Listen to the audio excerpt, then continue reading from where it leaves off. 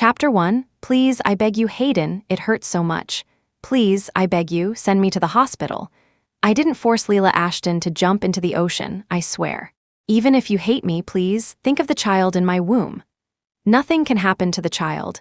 Inside Tidal Villa, Clara Ashton, heavily pregnant, lay on the floor in agony, desperately clutching Hayden Hawthorne's trouser leg, her voice hoarse as she pleaded.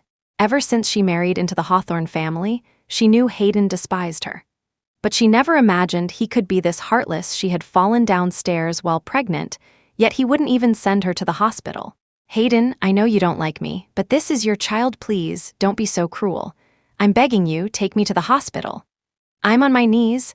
Every word Clara uttered was choked with sobs, mixed with unbearable groans of pain and whimpers.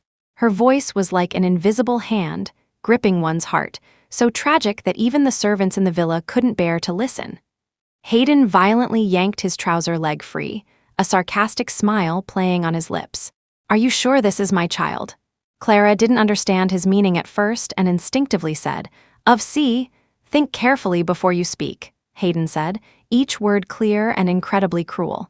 Back when Leela jumped into the ocean 6 months ago and Grandpa forced me to marry you, I went to the hospital and had a vasectomy. So, how could you possibly be pregnant with my child? Boom, his words struck Clara like a thunderbolt, making her tremble from head to toe. A vasectomy. He had actually undergone a vasectomy before marrying her. Why? He was the heir to the Hawthorne Group.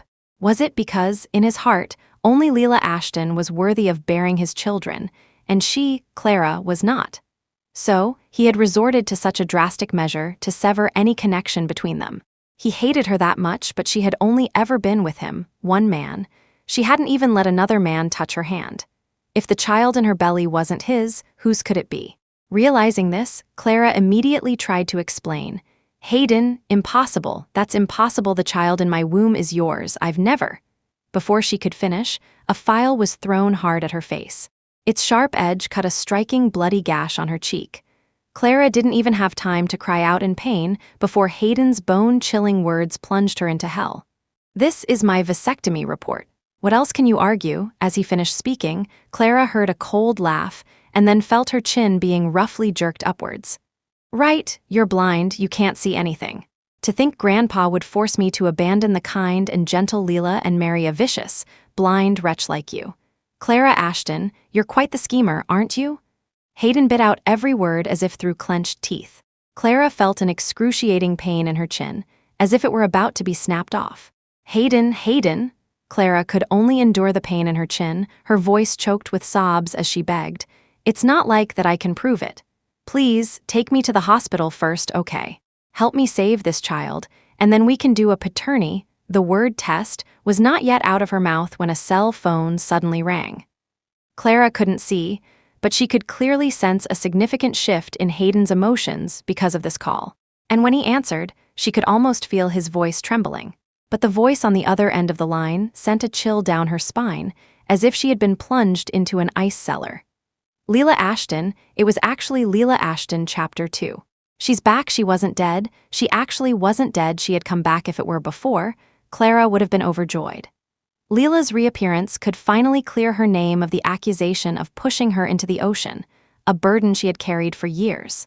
But for Leela to appear now, at this critical moment when Clara's life hung in the balance, she felt nothing but immense panic. Leela, you're alive, Hayden began, his gentle voice tinged with a tremor of fear, as if afraid of losing her again, unable to believe what was happening.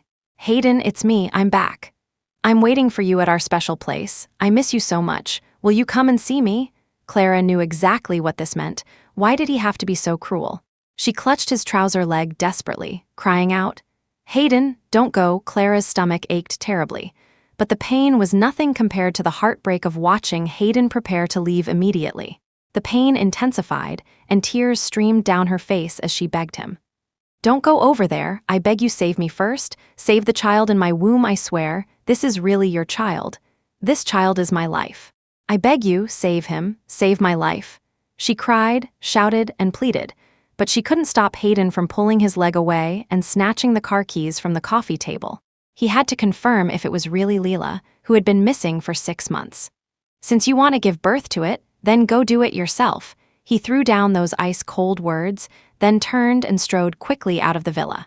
He didn't spare another glance at Clara, who was on the floor, clutching her stomach, her pain tearing her apart. Hayden, he knew she was blind.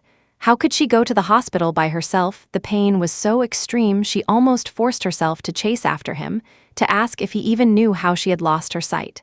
How could he use that against her? Clara lay face down on the floor, crying until her tears ran dry. Finally, unable to bear the pain any longer, she closed her eyes and fainted. When she woke up again, she smelled the strong scent of disinfectant. "My child," she sat up abruptly, about to touch her belly, when a pair of warm hands grasped hers. "Miss Clara, don't worry, the baby is fine. We saved him." Clara immediately recognized the voice. Nanny Chen? Learning that the child was still in her womb, she almost wept with joy. "Nanny Chen, did you bring me to the hospital?" Mrs. Chen was someone she had brought with her from the Ashton household. Naturally, she would side with Clara. Mrs. Chen looked worried and sighed. "Yes, Miss Clara, I came back from grocery shopping and saw you lying on the floor like that. Luckily, I called the ambulance in time. If I remember correctly, sir was at home at the time." Her words trailed off, and Mrs. Chen's worried tone suddenly turned to shock. Miss Leela, at Mrs. Chen's words, Clara, lying on the hospital bed, couldn't help but tremble slightly. There was only one person Mrs. Chen would address in such a way. Leela Ashton. That phone call hadn't been a fake, she was truly alive. Before Clara could react, she heard Leela's familiar, delicate voice. "Mrs. Chen, I have something to discuss with my sister. Please step out for a moment." As the ward door closed, Leela dropped her gentle facade, her voice reverting to its usual tone when speaking to Clara. "Clara, my dear sister, long time no see. You really are alive." Hearing that familiar voice, Clara was both shocked and terrified. In an instant, she seemed to understand something. "6 months ago, you deliberately jumped into the ocean to frame me, so what if I did? Who told you to give Grandpa Hawthorne whatever potion it was that made him like you so much, insisting you marry into the Hawthorne family? You snatched my position as the young mistress of the Hawthorne family. How could I not cook up a little something to make you suffer? Sister, Hayden must hate you, thinking you caused my death. You must have lived a life worse than death these past 6 months. You," Clara hadn't expected Leela to be so malicious. "Aren't you afraid of being exposed?" "Exposed?" Leela laughed gleefully. "What is there to expose? Even if you tell the truth, who do you think will believe you? How about this, little sis, let me help you try. Let me completely crush any hope you have of exposing me." Clara hadn't yet grasped the meaning of her words when she suddenly heard a crash. Leela first smashed a vase, then screamed and fell to the floor, her forehead hitting the corner of the door hard, blood gushing out. "Sister, how could you push me?" "Push her?" Clara was stunned. Just as she was about to speak, the next second she heard Hayden's furious roar. "Clara Ashton, what are you doing?" Chapter 3. Framed, it wasn't me, Leela just. Enough, Hayden's voice was filled with malice. Even though Clara couldn't see, she could clearly feel that his gaze upon her at that moment must have been like daggers of ice. "Leela didn't hold a grudge for what you did to her 6 months ago and kindly came to see you, only for you to harm her like this again, Clara Ashton. If anything happens to her this time, I'll make you pay with your life." With that, he cradled Leela and rushed frantically towards the emergency room. "Leela, don't be afraid, I'm here." Tears welled in Clara's eyes. She felt like she was suffocating from the pain. Only now did she understand what Leela's earlier words meant. From the very beginning, he was unwilling to listen to her explanations, much less believe her. Leela's body was already weak, and this time she had hit her head severely. David and Helen Ashton, upon hearing the news, also rushed over. They first checked on Leela's condition, then stormed into Clara's hospital room. Helen raised her hand and slapped Clara hard across the face. The force was fierce and sudden. Clara, caught off guard, nearly stumbled and fell to the ground. "Wretched girl, can't you go a day without causing trouble?" Half of Clara's face swelled up red from the slap, but she had no time to feel the pain. She covered her face, her voice filled with desperate sobs. "Dad, I didn't..." Still trying to argue, "How did I end up with a daughter like you, without a shred of your sister's kindness?" David Ashton was furious. "Get out of the Ashton family. For good." Clara's whole body trembled from a young age. Her parents had only ever favored Leela. The best food was given to Leela first, The most fun toys were given to Leela first. Even trips to the amusement park were kept secret from her. But why she was their daughter too? Dad, don't be angry. Clara was panic-stricken. She quickly grabbed David Ashton's hand, her tone utterly submissive. It's my fault I was wrong. Please don't disown me. Seeing Clara, who was clearly in agony herself, yet still humbly trying to please her parents, a strange feeling flickered in Hayden's heart. But before he could identify what it was, a nurse suddenly rushed out of Leela's room. Mr. Hawthorne, it's bad. Miss Ashton said she didn't expect her sister to be so intolerant of her. She left a suicide note and slit her wrists. Chapter 4. Dying. Hayden's pupils contracted sharply. What did you say? Mr. Hawthorne, we've already rushed Miss Ashton into the operating room, but she's lost a lot of blood and urgently needs a transfusion. She has a rare blood type, and our hospital's blood bank is critically low. Before Hayden could speak, David and Helen Ashton had already heard the commotion. After understanding the situation, Helen Ashton quickly grabbed Clara and pushed her towards the nurse. There's blood here, there's blood here. A chill ran through Clara's heart. She had just been rescued, and she still had a child in her womb. If they took her blood, it would undoubtedly be a death sentence for her. She was their biological daughter too. An endless wave of despair washed over Clara. Her only hope was Hayden, hoping he would, for the sake of the child in her womb, stop this horrifying idea of her donating blood. Clara stumbled, judging directions by sound, and clutched him like a lifeline. I still have a child in my womb, the child conceived that night 6 months ago when you were set up. No one knows better than me. This child is your. It would have been better if she hadn't mentioned the child. At the mention of it, Hayden clenched his fists, his knuckles turning white. The one who saved me with her body was clearly Leela. It wasn't her. Clara was already being forcefully pushed into the operating room by Helen Ashton. Mom, I don't want to give blood. Mom, Clara's final words were practically a tearful plea. Her tragic voice even moved the nurses. Mrs. Ashton, this young lady is too weak and she has a child in her womb. She can't donate that much blood, she'll die. But Helen Ashton turned a deaf ear, still pressing her onto the blood donation table, urging, what's wrong with donating a little blood? She'll die, don't try to scare me. My younger daughter is in critical condition. Take as much blood as you need from her. If you can't save my little girl, I'll make you pay. Mrs. Ashton, this. The nurse was still hesitant. Helen Ashton stopped trying to persuade her. Knowing that Hayden was in charge of this hospital, she immediately looked at him. Hayden, say something. Leela has been frail since she was a child. She's lost so much blood this time, she might really not make it. I know Clara's constitution. She can donate, she'll definitely be fine. Clara's world seemed to fall silent for a few seconds. After a long while, a familiar voice clearly reached her ears. Draw it, at that moment, to say the sky fell and the earth cracked would be an understatement. With one word, Hayden had completely sentenced her to death. The nurse obeyed, and at that moment, the needle was brutally plunged into her vein. Clara felt her blood draining away, bit by bit, and her consciousness fading with it. She thought she might really be dying. Chapter 5. Letting go. Clara never expected to survive. When she woke up again, she found herself back at the Hawthorne estate. The first thing she did was check on the baby in her womb. Thankfully, this child wanted to live, and knew she desperately wanted it to live. It didn't want her months of hardship to be in vain, so it remained in her belly. At that moment, Clara covered her eyes and cried on the bed for a long time. It was also at this moment that she finally realized that love and family affection were things she could never hope for. After Hayden left that day, he didn't return for several months. She knew Hayden was at the hospital with Leela. According to Mrs. Chen, Leela had been saved with the blood drawn from her, but her body was still weak. Hayden was incredibly anxious, practically staying by her side day and night. Once Leela was finally discharged, she used the excuse of being in a bad mood. To cheer her up, Hayden took her to fun places, collected amusing trinkets for her, and romantic gestures were frequent.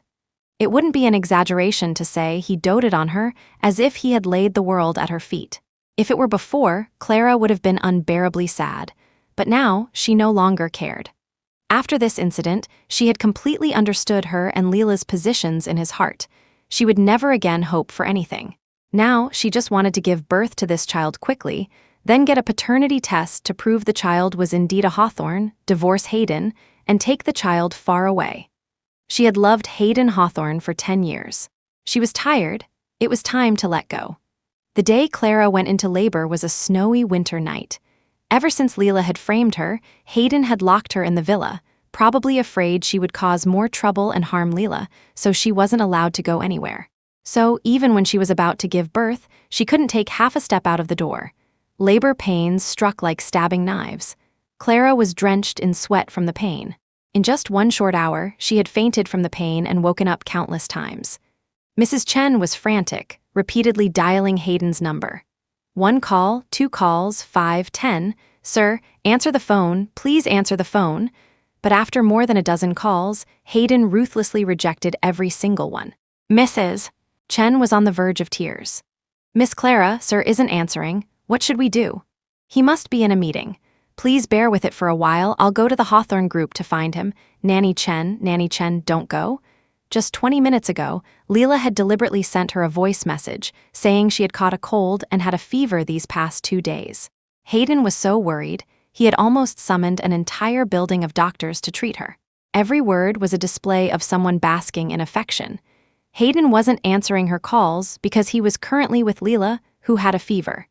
Leela had a slight fever, and he could be so anxious as to move an entire hospital to her side. Yet, when Clara was in labor after 10 months of pregnancy for him, she couldn't even get him to answer a call. She saw clearly enough where his heart lay. Leela was always his white moonlight, while she, his wife, was just an annoying mosquito smudge on the wall. Clara used her last ounce of strength to grab Mrs. Chen's sleeve, restraining herself from calling out Hayden's name. Nanny Chen, listen to me, don't disturb him. Just help me deliver the baby here. Miss Clara, how can we do it here? There's no time, Nanny Chen. Clara could no longer tell if her face was covered in tears or sweat. She said, word by word, just help me deliver here. No matter what, save the child. When the baby is born, his pet name will be Joy, for peace and happiness. I have no other relatives here, only you. If I don't make it, please, help Joy be recognized by the Hawthorne family. Miss Clara, sir? Don't say his name. He won't come. Help me deliver, I beg you. I feel like I don't have much strength left. Nanny Chen, if I don't make it through this, please help me take good care of Joy. Miss Clara, Mrs. Chen held Clara's hand, crying her heart out. Don't cry. I'm very happy to bring Joy into this world.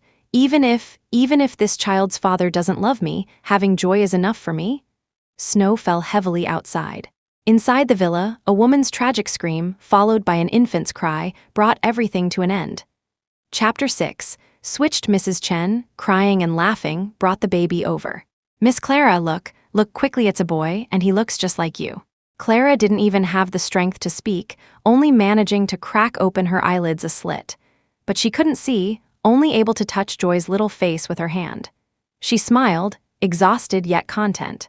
It felt like she had slept for a very, very long time. When she woke up again, a familiar voice reached her ears. Sister, I've been waiting for you for a long time.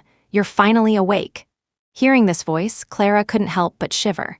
Suddenly remembering something, she subconsciously fumbled around. My child, Nanny Chen, where's my child? Stop calling. The baby was stillborn. I've already had Mrs. Chen take him to be buried. Stillborn. Leela's few words exploded in her ears like a clap of thunder. What do you mean? Joy was perfectly fine when Nanny Chen brought him to me. He was perfectly fine. How could he be stillborn? You're lying. Clara's extremely trembling voice was met with Leela's sneer. You're right. Joy was indeed fine. I switched him with a stillborn baby. After all, once the child was born, you were going to get a paternity test. To prevent my lies from being exposed, of course, I had to switch the baby. This way, Hayden will never believe that it was you, not me, who saved him with her body 6 months ago. Clara hadn't expected Leela to be this insane. For a moment, her scalp tingled with shock. Ignoring her postpartum weakness, she stumbled, trying to get out of bed. You're a lunatic, no one will believe you. Where's Joy? Give me back my Joy. Just as Clara was about to lunge at Leela to demand her Joy back, she suddenly heard the sound of a door being kicked open. She couldn't see, but she felt something hit her, followed by Hayden's voice, seething with rage. Clara Ashton, the paternity test results are here. Open your eyes and take a good look. He had already had a vasectomy. He knew from the start that the child in her womb could absolutely not be his. But when this child was born and he found it was a stillborn, he couldn't describe his feelings. Holding that stillborn baby, his mind was instantly filled with this woman's desperate cries. He remembered her kneeling on the floor, begging him to save their child, to save her life. He remembered her crying, clutching his trouser leg, saying this child was definitely his, that it was she who had saved him with her body back then. He remembered her countless pleas for a chance to prove her innocence. Thinking of this, seeing her pale face on the hospital bed, he had, on a strange impulse, taken that stillborn baby for a paternity test, watching the entire process to prevent any tampering. The result, when it came out, was truly shocking. He was mad, truly mad. How could he, for even a moment, have chosen to believe this woman and doubt Leela, who had sacrificed so much for him? Chapter 7. I want you to leave. No. Hayden, listen to my explanation. The baby I delivered is alive, not stillborn. It was Leela who switched my baby. Quick, go. Before she could finish, Hayden interrupted her, his voice seething. Enough. Have you no shame at all? The results are right here in black and white, and you still have the audacity to slander Leela. How on earth did you bewitch Grandpa into forcing me to marry someone like you? Just the thought of having shared a bed with you makes me sick now. The test results are out. Clara Ashton, what reason do you have to keep pestering me for a divorce? Clara couldn't see Hayden's expression at that moment, but without her sight, her hearing was exceptionally acute. Hayden's furious roars, word by word, made her heart ache. She had loved him for 10 years, and this was the judgment she received in return. Since their marriage, he had never hesitated to suspect her with the most malicious thoughts, to loathe her with the coldest words, all because she loved him, and thus could endure this unbearable indifference. But she was human too. She would feel hurt, she would feel pain. Hayden Hawthorne, after marrying you, I tried my best to be a good wife. I can say with a clear conscience that I have never wronged you or the Hawthorne family in any way. I loved you for 10 years. I carried your child for 10 months. I went through hell and back for you. I valued you more than my own eyes. I could even die for you, but in the end, what did you give me? She cried tears of blood, her heart-wrenching sobs echoing throughout the entire villa. Just because I love you, you can bully me so unscrupulously. With that shout, Hayden's heart suddenly clenched. He thought, this must be another one of this woman's tricks. She had always used such dramas to gain sympathy. Just before, she had used this trick to deceive him into getting a paternity test, even though he knew he had a vasectomy and the child in her womb could not possibly be his. But when he saw tears streaming from her vacant eyes, his heart still inexplicably suffocated. He remembered she used to have beautiful eyes, and she always liked to wear a white dress, chasing after him, calling him Hayden. But he didn't know when her eyes had suddenly lost their sight, and he had never bothered to ask what had happened to her eyes. At this moment, watching this woman put on a tearful act, Hayden felt the sense of suffocation growing stronger. He threw out, "You're a neurotic," and slammed the door as he left. Only Clara's low sobs remained in the entire villa. Leela, having watched enough of the drama, finally walked over to Clara. "Sister, I told you," Hayden wouldn't belie before she could finish. Clara, as if possessed, lunged at her. "Joy, where's my joy? Give me back my joy." Leela was frightened by her outburst and quickly stated her true purpose for coming. "Don't get excited. I'll return joy to you. This child is useless to me. But I have one condition." "What?" "Grandpa Hawthorne will never agree to your divorce from Hayden. I want you to take this child and leave, run far away, and then mail back the divorce papers. Never appear before Hayden again for the rest of your life. Only then will I have a chance to become Mrs. Hawthorne." Chapter 8. Arson. Clara ultimately agreed to Leela's demand. She didn't want anything anymore. The Hawthorne family, Hayden Hawthorne, she wanted none of it. She only wanted her child back. She was prepared to leave with nothing, but these past few days, Hayden had kept her locked in the villa, which was surrounded by layers of bodyguards. She couldn't escape at all.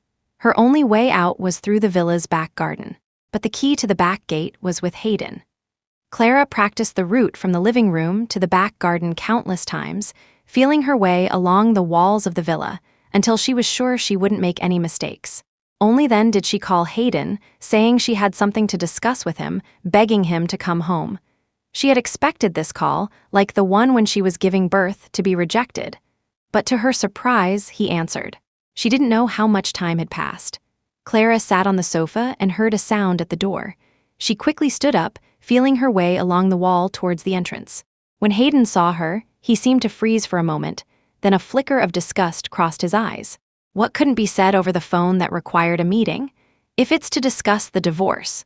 His words stopped abruptly because Clara, who had always been meek and submissive in his presence since their marriage, suddenly walked towards the sound of his voice, then pressed him against the entryway wall, stood on her tiptoes, and kissed him.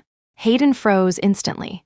Before he could react, her lips and tongue were already on his, her kiss deepening, tangling with his. For a moment, he didn't know what had bewitched him, but he didn't push her away. Their breaths mingled. He smelled a strangely familiar scent on Clara, and his heart couldn't help but tremble violently. It was as if, a long time ago, they had also kissed so intimately, but he never remembered kissing her. She seemed to have just drunk red wine, its aroma passed between their entangled lips and tongues.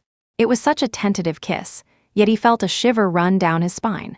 He even unconsciously wrapped his arms around her waist, as if possessed, wanting to deepen the kiss further.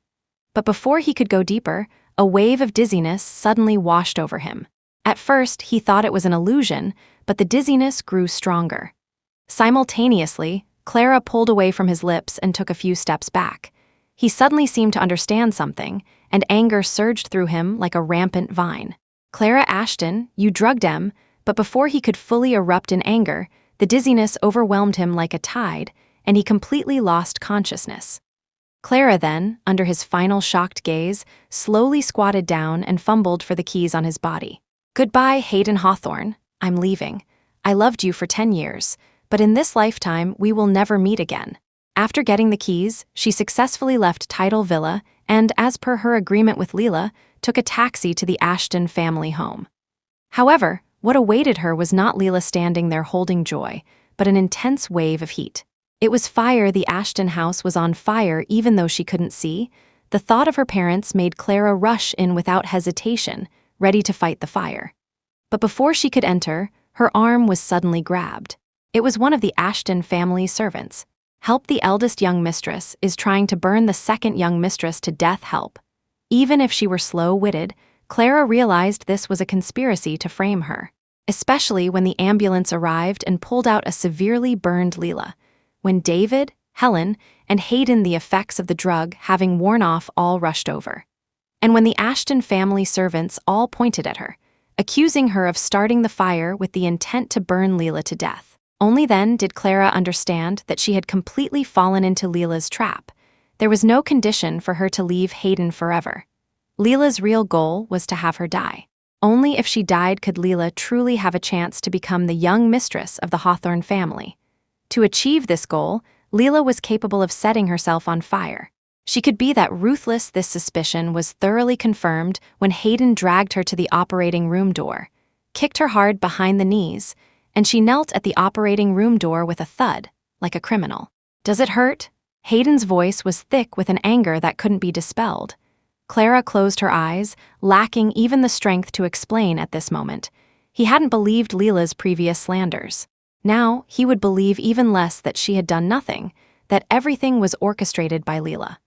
"So you drugged me to escape and burn Leela to death, Clara Ashton. That's your sister. She did nothing wrong. Why must you drive her to her death?" Chapter 9. Vanished like smoke, Clara didn't react at all. She should be the one asking that question. Why did Leela have to drive her to her death? Clara's silence seemed to infuriate Hayden even more. He couldn't understand how he could be deceived by such a malicious woman. Time and time again, rage completely consumed his mind. Clara's head was forced down, making her kowtow towards the operating room door. He was forcing her to kowtow to Leela as an apology. 1, 2, 3, 10. It wasn't until the operating room door opened, and Clara's forehead was also covered in blood, that she heard a doctor say urgently, "Mr. Hawthorne, Miss Ashton has extensive burns all over her body. She needs skin grafts immediately." Clara couldn't see, but she could feel as if everyone's gaze was focused on her. In an instant, she understood everything. "No, I won't save her, I won't save her." Clara stumbled to her feet, trying to escape. She would absolutely not undergo a skin graft to save Leela. No, but how could she possibly overpower Hayden's bodyguards? She had barely run a few steps before being restrained.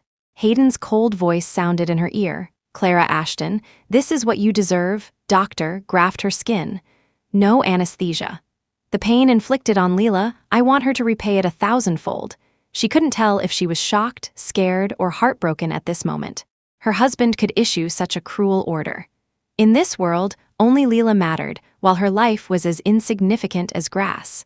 It turned out she had nothing left long ago, under the cold, shadowless operating lamp. Clara was pressed onto the operating table, her shrill screams echoing throughout the entire operating room. It felt like an endlessly protracted torture. When Clara woke up, she touched herself and found her arms and thighs were covered in bandages. The slightest movement sent pain shooting through her marrow. Her skin had all been grafted onto Leela. It should still be daytime outside, but her world was a pitch-black darkness. She didn't know how much time had passed before she heard the sound of a wheelchair approaching. "Sister, you lost this round too. I heard your skin was cut off layer by layer. Did it hurt?" It was Leela. Clara didn't want to hear this voice anymore. She could only curl up in her blanket, her body trembling uncontrollably. But Leela, not having achieved her goal, wouldn't give up. She seemed to move closer to her. "Oh, by the way, sister, I have some good news for you." This fire made Hayden's heart ache terribly. The day I woke up, he immediately proposed to me, saying he would protect me for a lifetime. Clara squeezed her eyes shut tightly. After what felt like an eternity, she finally spoke. "You've achieved your goal. My looks, my health, my marriage, I have nothing left. You can give Joy back to me now." She only wanted her Joy back. "Joy? Joy died long ago. Surely you didn't actually think I would raise a child for you. That child was so annoying." He cried, "He non, anus? He stop, anus," after I took him. I couldn't rest during the day or sleep at night, so I threw him in the warehouse and starved him for 3 days. When I brought him out, he wasn't breathing anymore. Boom, like a thunderclap, Clara felt her whole body explode. "What did you say?" "Sister, your eyes can't see. Has your hearing gone bad too?" I said, "Your child Joy is now truly a stillborn baby. Ha ha ha. You don't know, he looked so awful when he died. When the servants carried him out, he stank all over. Impossible, this was absolutely impossible. You're lying to me. You're lying." Clara tried to convince herself in her mind that it couldn't be true for Joy. The child she had carried for 10 arduous months, the child she hadn't even had a proper look at, couldn't possibly leave her like this. But Leela had already started flipping through photos, sadistically describing Joy's dead appearance to her. In that instant, to say the world caved in would be an understatement. She couldn't hear a word Leela was saying. She only felt as if her internal organs were being ripped out alive, the pain suffocating her.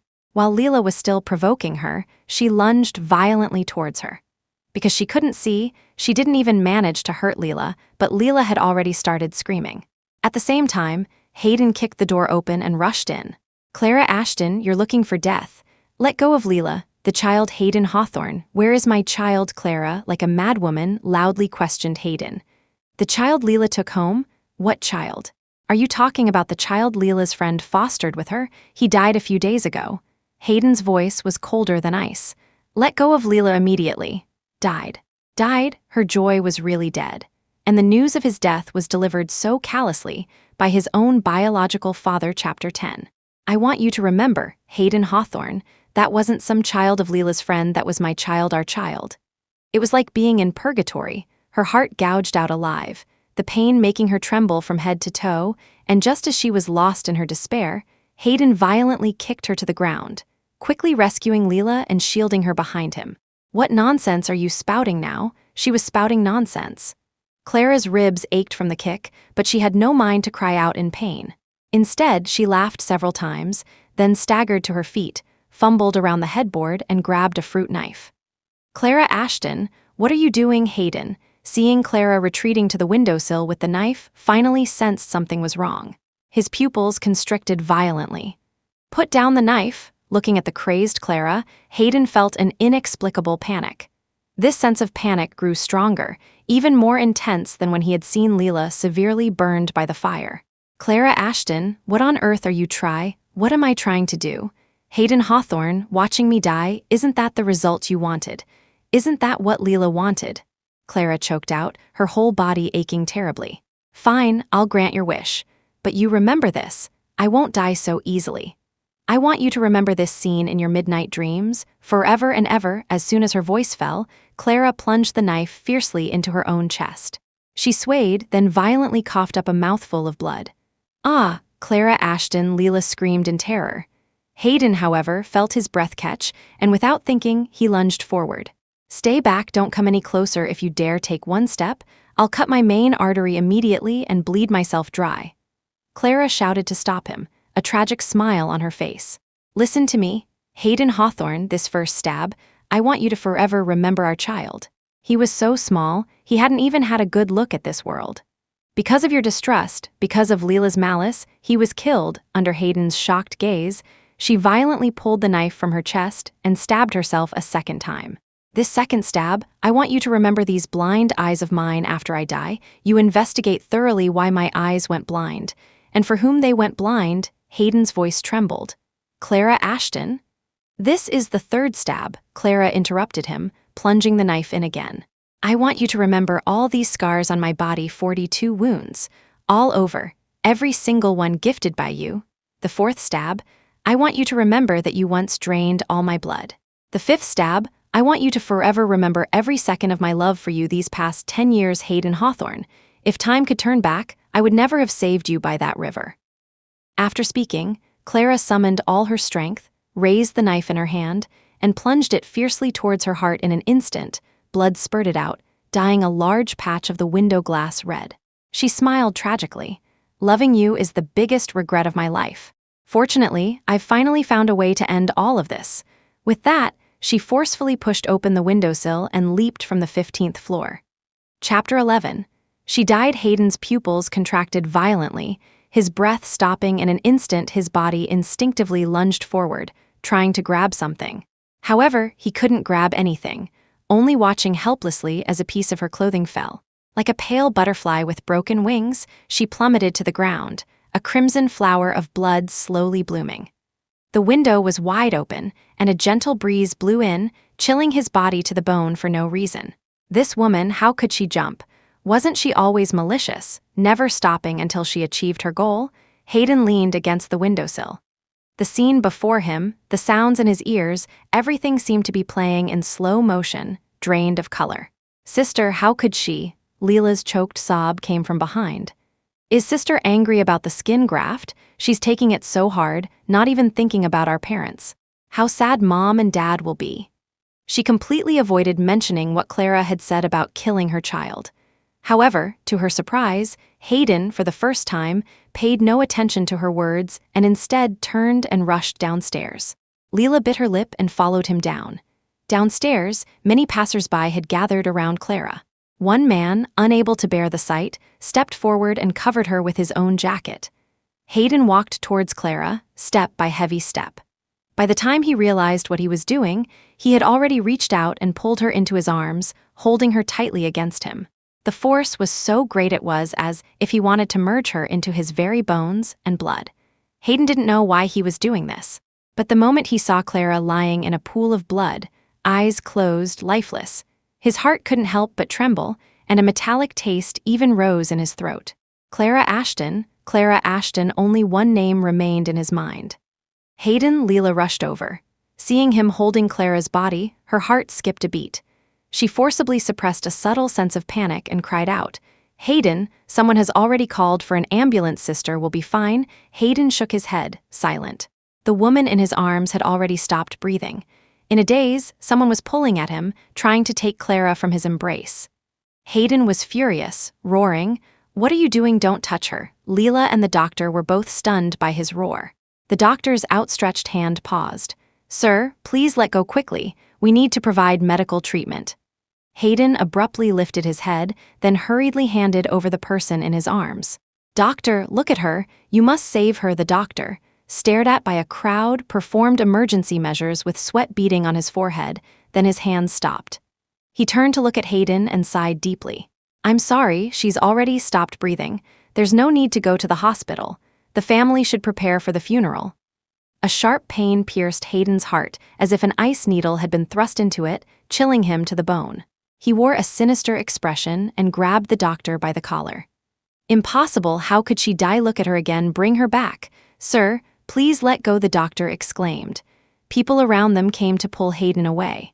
Leela took 2 steps forward, patted his back, and said softly, Hayden, this is the 15th floor. Sister also stabbed herself 5 times. I'm afraid it's beyond saving. She died. She died? Hayden's eyes were bloodshot.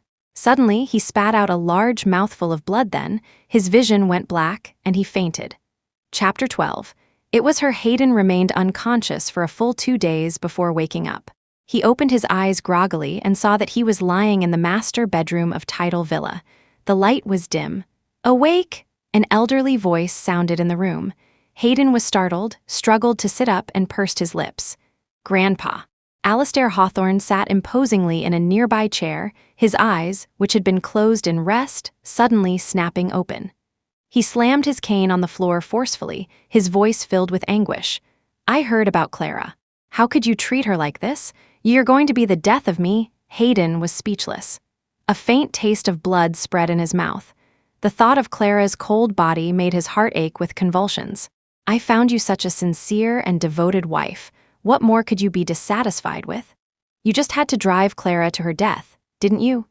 She was pregnant, and instead of taking her to the hospital, you abandoned her to meet secretly with Leela Ashton. You took her blood for Leela, and even made her undergo skin grafts for Leela. What kind of spell did that Leela Ashton cast on you? Huh? Alastair Hawthorne listed each offense meticulously. When I learned something had happened to Clara, I investigated the recent situation. I didn't expect that while I was recuperating, you wretched son, would cause so much trouble. Alastair Hawthorne's chest heaved violently. Grandpa has never been wrong about people. That Leela Ashton is not as kind as she appears on the surface. She's very devious. I can see a lot of ulterior motives in her eyes. Hayden spoke with difficulty. Grandpa, I'm sorry. I was momentarily bewitched, but I was also very angry at the time. You know, I had a vasectomy before the marriage. That child in her womb absolutely couldn't be mine. You shut up. Alastair Hawthorne clenched his fist and slammed it on the table, making the teacups rattle. The entire Crestview city knows that Clara loved you to death. How could she possibly have an affair? You didn't investigate, you didn't look for evidence, you just condemned her based on nothing but assumptions. Hayden bit his tongue and closed his eyes. Grandpa, I did a paternity test. The child she delivered was stillborn. I took it for a test. It wasn't my child. Alastair Hawthorne instinctively denied it. Impossible. That banquet 6 months ago. Don't you know it was Clara who counteracted the drug for you? That banquet was a high society business dinner. A young lady from a prominent family had a crush on Hayden and had schemed to drug him to secure a position by his side. But unexpectedly, that young lady went into the wrong room and was defiled by a drunken servant. And Hayden, when he woke up, saw Leela Ashton. At that time, he had been drugged with a potent substance and had relations with a woman in a daze, but he hadn't seen her face clearly. So he naturally assumed it was Leela with whom he had spent the night. Clara fainted that night, so I had someone take her away to rest. Her eyes were blind, and her body was injured. She couldn't endure any more turmoil. I never thought you would. I saw that you had taken her virginity and that you had to give her an explanation.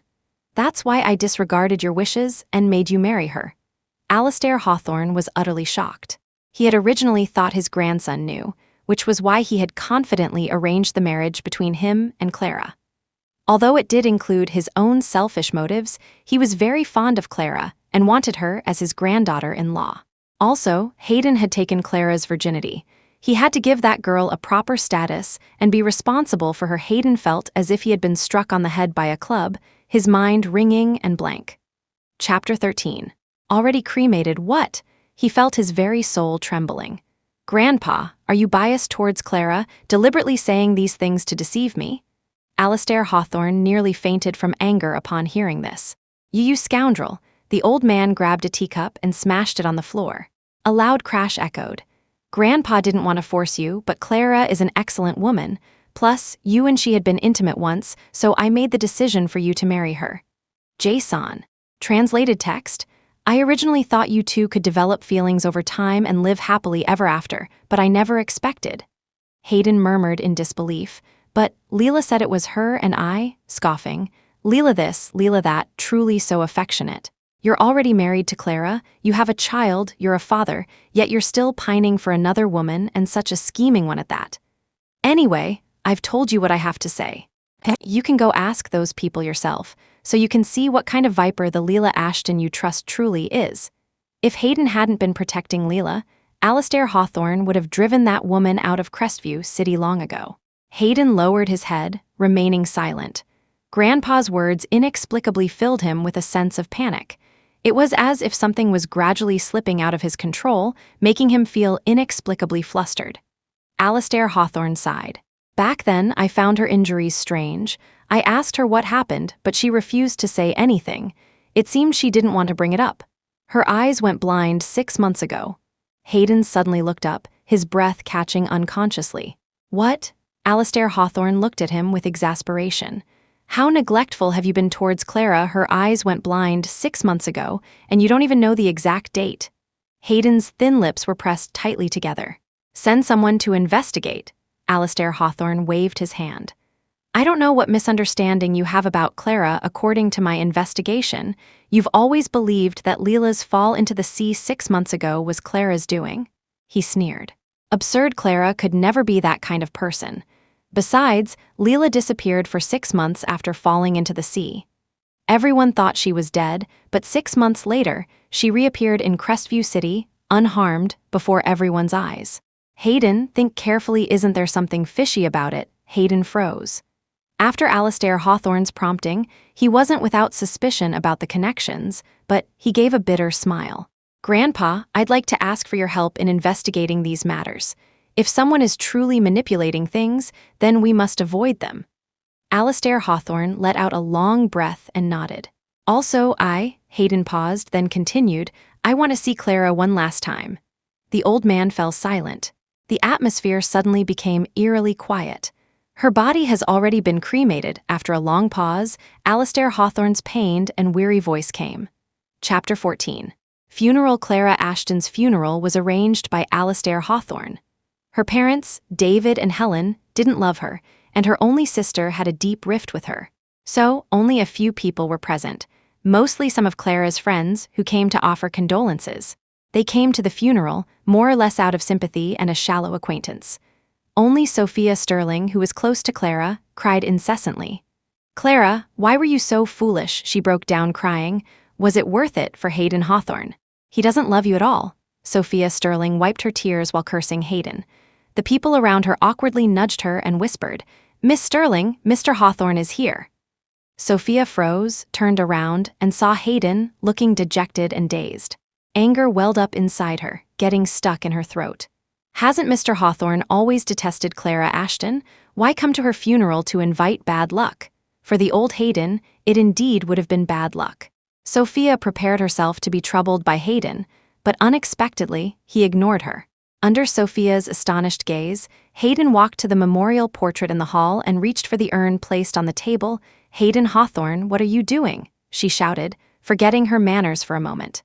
Hayden shot her a cold glare. I'm taking her away. She is my wife. She should return to the Hawthorne home with me. Do you want her to have no peace even in burial? Hayden merely paused his steps and continued walking forward. At the doorway, someone blocked his path. It was Leela Ashton. She said with a troubled expression, Hayden, I heard you came to Sister's funeral. I'm very worried about you. Can you please pull yourself together? Leela's gaze slowly shifted to the urn Hayden was cradling. When a person dies, it's like a lamp extinguished. Hayden, you should let Sister be buried as soon as possible. Hayden stared at her for a long moment before speaking. No one from the Ashton family came to the funeral. You must have come here chasing after me, right? As your sister, Clara, aren't you sad at all? Leela seemed not to expect Hayden to treat her with such an attitude, and her expression turned a little unsightly. Sister did so many harmful things to me. Hayden, you know that. Why should I come? Her eyes slowly reddened, on the verge of tears. You haven't replied to my messages or answered my calls these past 2 days. Grandpa Hawthorne stopped me from seeing you. I'm so worried about you. If it were in the past, Hayden, seeing Leela like this, would have carefully placated her, coaxed her, afraid she would shed a single tear. But the current Hayden, for some reason, felt irritated and stuffy. He said in a low voice, Even if she was at fault, she has paid the price and returned it to you. As you said, when a person dies, it's like a lamp extinguished. She's already dead, do you still want to hold a grudge? This wasn't the kind, gentle Leela he used to know. Leela's eyes widened, her lips trembling in disbelief. Leela Ashton, how long are you going to keep up this act? Sophia Sterling's voice interjected. You scheming bitch, you've been trying your best to snatch things from Clara since you were little. You snatched everything parents. Reputation, grades, even her man, just to prove that you, Leela Ashton, are more outstanding and perfect than Clara Ashton. She chuckled coldly. You keep saying Clara pushed you into the sea, but why didn't you come home if you weren't dead? You only came back 6 months later. Even a blind person can see something's fishy. Only an indiscriminate fool like Hayden Hawthorne would think you're some innocent little princess. What she couldn't stand the most was Leela's pretentious act. They were sisters from the same mother, yet their personalities were worlds apart. Most of the noble ladies in high society didn't like her much. Only Hayden Hawthorne treated her like a treasure he wouldn't even know if this viper bit him one day. Chapter 15. Uncovering the truth, Leela Ashton cried and retreated, shrinking behind Hayden Hawthorne. Miss Sophia, I don't know where I offended you, but please don't slander me. I, Sophia Sterling, never tell lies. What disgusts me most is you acting like this, Leela Ashton. She lifted her chin, sneering, her skin, are you enjoying using it? Leela Ashton, what goes around comes around, you will get your retribution. Hayden, who had been silent for a long time, suddenly said, enough. Sophia Sterling looked at the man with hatred. He held immense power in Crestview City, wielding absolute authority. He was not someone she could afford to provoke. Sophia was forced to fall silent before him, gritting her teeth as she looked at the urn, then finally turned and left. Hayden lowered his gaze, watching her retreating figure, lost in thought. Leela, what did you experience after you fell into the sea? Why did you only return 6 months later? Leela showed a hurt expression. Hayden, are you suspecting me too? Hayden shook his head. I just need you to explain. As long as you explain clearly, no one will gossip about you. Leela bit her lower lip. I choked on water and fainted. I was rescued by a farming family, but I lost my memory because my head hit a reef. I only came back after I regained my memory. Is that so? Hayden's eyes flickered. The farmers who saved you, what were their names, what did they look like, and where did they live? Leela's face turned pale. That, I don't remember. They moved away later. Understood. Hayden turned and walked away. Leela wasn't sure if he believed her or not. Out of Leela's sight, Hayden let out a self-deprecating chuckle. He had thought he wouldn't suspect Leela, but he found that ever since Clara's death, he had started paying attention to details he had previously been unwilling to delve into. The fondness for Leela deep within his heart also seemed to have cracked, creating a rift. Clara Ashton, the name rolled on his tongue, searing him into a daze. These past 2 days, he had been having nightmares. In his dreams, it was all Clara's shadow, like a haunting obsession. Clara smiling, Clara crying, and Clara lying on the floor begging him. In the end, it all transformed into Clara, dying on the ground after falling from the building. Every time Hayden closed his eyes, he saw her. Clearly, he used to hate her the most, didn't he? Why was his mood constantly being affected by her, swayed by her? After leaving the funeral hall, Hayden placed Clara's urn in Tidal Villa. He personally interrogated Alastair Hawthorne's longtime assistant, Arthur Finch, and Mrs. Watts, a servant at the main Hawthorne residence. Mr. Finch pushed up his glasses and sighed. Everyone thought you knew, Mr. Hawthorne. I didn't expect that drug, alas. Mr. Alastair didn't lie to you. When you were resting in your room back then, Miss Leela was still out socializing. Mrs. Watts nodded in agreement. Yes, when Miss Clara lost her virginity, I was the one who personally cleaned the bedsheets. Later, due to the high society scandal, Mr. Alastair made us keep quiet, so we never mentioned what happened that year. The outcome was just as Alastair Hawthorne had said. The person who had counteracted the drug for him, the person with whom he had spent that night, was Clara Ashton. Hayden closed his eyes in pain. How could it be like this? He had always suspected and used this to hurt Clara. The image of Clara being dragged into the operating room, her desperate face, her eyes pleading only with him, surfaced in his mind. Just thinking about it made his heart feel bitter, his throat tighten. Immense regret and heartache enveloped him bit by bit, pressing down on him until he almost suffocated. Hayden Hawthorne would never be able to forget that scene again. It was etched into his memory, unforgettable. Clara Ashton was his inescapable, unforgettable fate. Chapter 16.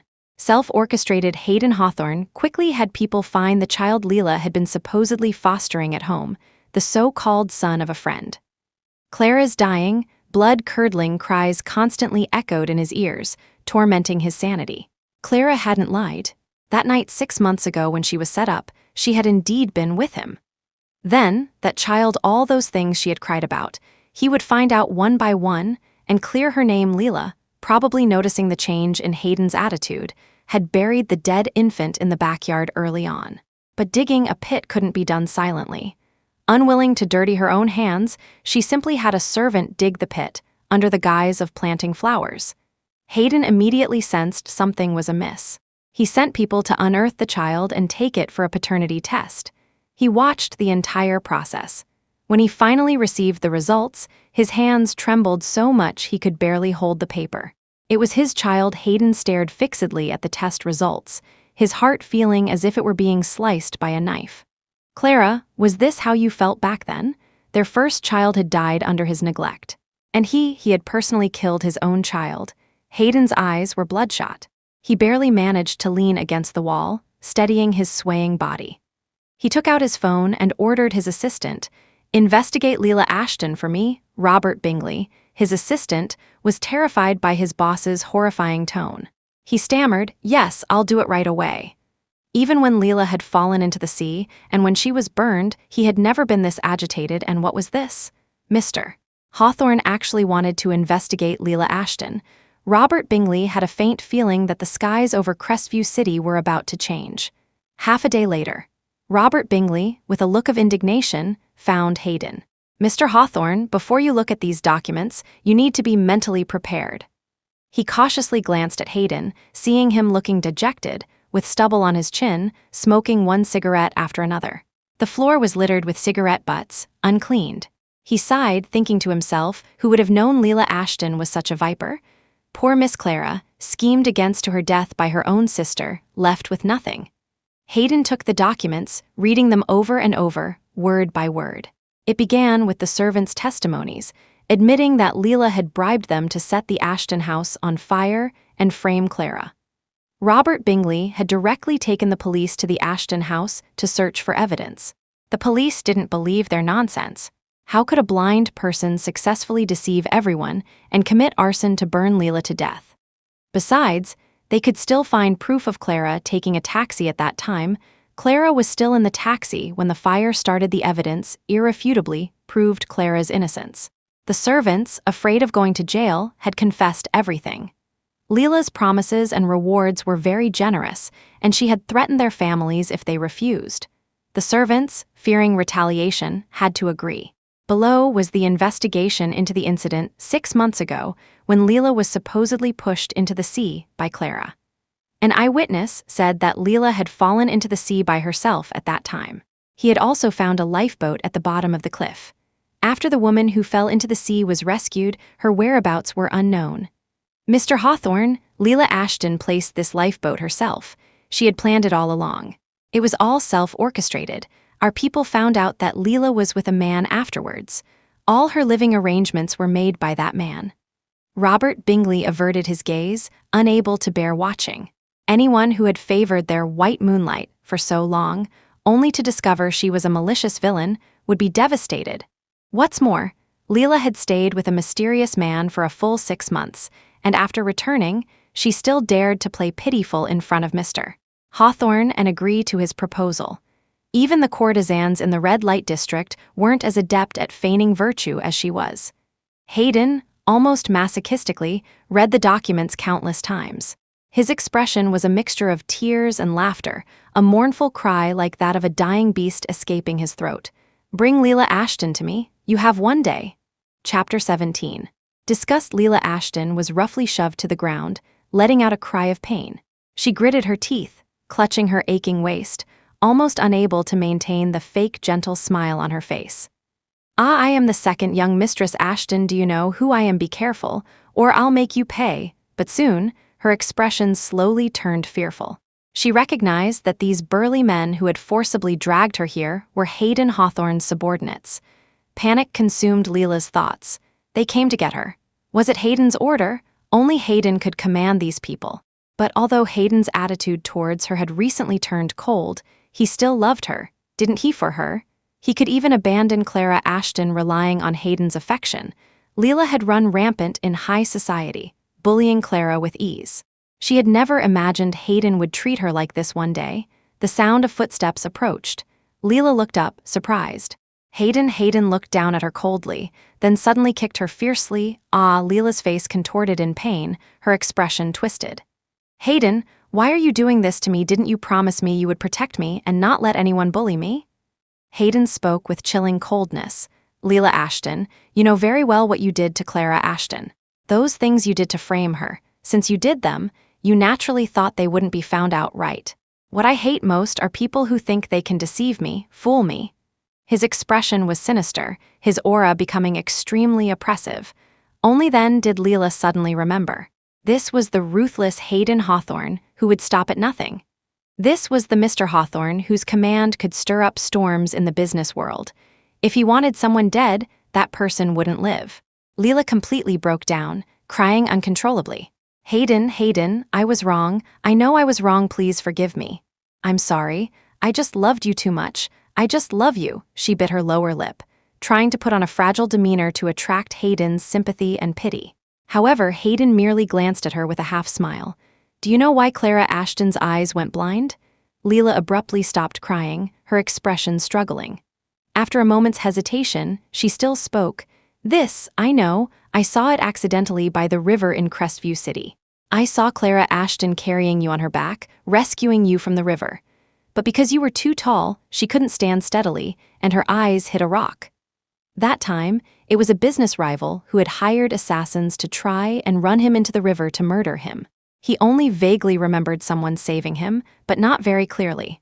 Now that it was mentioned, he suddenly realized that person's body was so soft. Hayden's heart sank heavily. An overwhelming coldness permeated his entire body, spreading through his veins to his limbs and bones, chilling him to the marrow. This man, who had always been composed, who could remain unfazed even in the face of the greatest crisis, now his shoulders slumped. Leela Ashton, she is your sister. You are truly malicious, shameless, and utterly disgusting to me. Upon hearing these words, all color drained from Leela's face. After a long pause, she frantically ran her fingers through her hair, screaming, "Who am I doing this for? Isn't it all for you? If I don't completely drive her away, drive her out of your world, you'll stay with her forever. Alastair Hawthorne doesn't like me. I've dreamed of marrying you since she refuses to leave. What's wrong with me using a few little tricks? I just want to have you. Clara Ashton doesn't deserve to marry you at all." Chapter 18. Retribution. Leela Ashton, the one who truly doesn't deserve anything is you, Hayden said, looking at the woman, whose ugliness was now fully exposed, with disgust. From now on, there will be no Leela Ashton in Crestview City. He delivered her sentence with cold ruthlessness. "Men, drain her blood," Leela screamed. "No, don't, Hayden Hawthorne, I beg you, don't do this to me. You have no choice." The private doctor Hayden had summoned was skilled. The needle pierced her skin, and soon, just as Clara's blood had been drawn, Leela's blood was drained bit by bit. Leela struggled frantically, but she was held down by the bodyguards, unable to move. Finally, she collapsed weakly on the floor, like a dying fish out of water. Cut off all the skin on her body that belonged to Clara Ashton, no anesthesia. Hayden's voice was like that of a demon from hell. Leela's blood-curdling screams echoed through the villa. She watched helplessly as her skin was cut off, piece by piece. She wanted to faint, but Hayden wouldn't allow it. The moment she fainted, Hayden had someone splash cold water on her until she woke up. Leela finally understood fear. So this was the kind of demon Hayden became when he no longer loved. She wept bitterly, kneeling and begging for mercy. "You like kneeling so much? Then I'll let you kneel." Hayden lifted his chin slightly.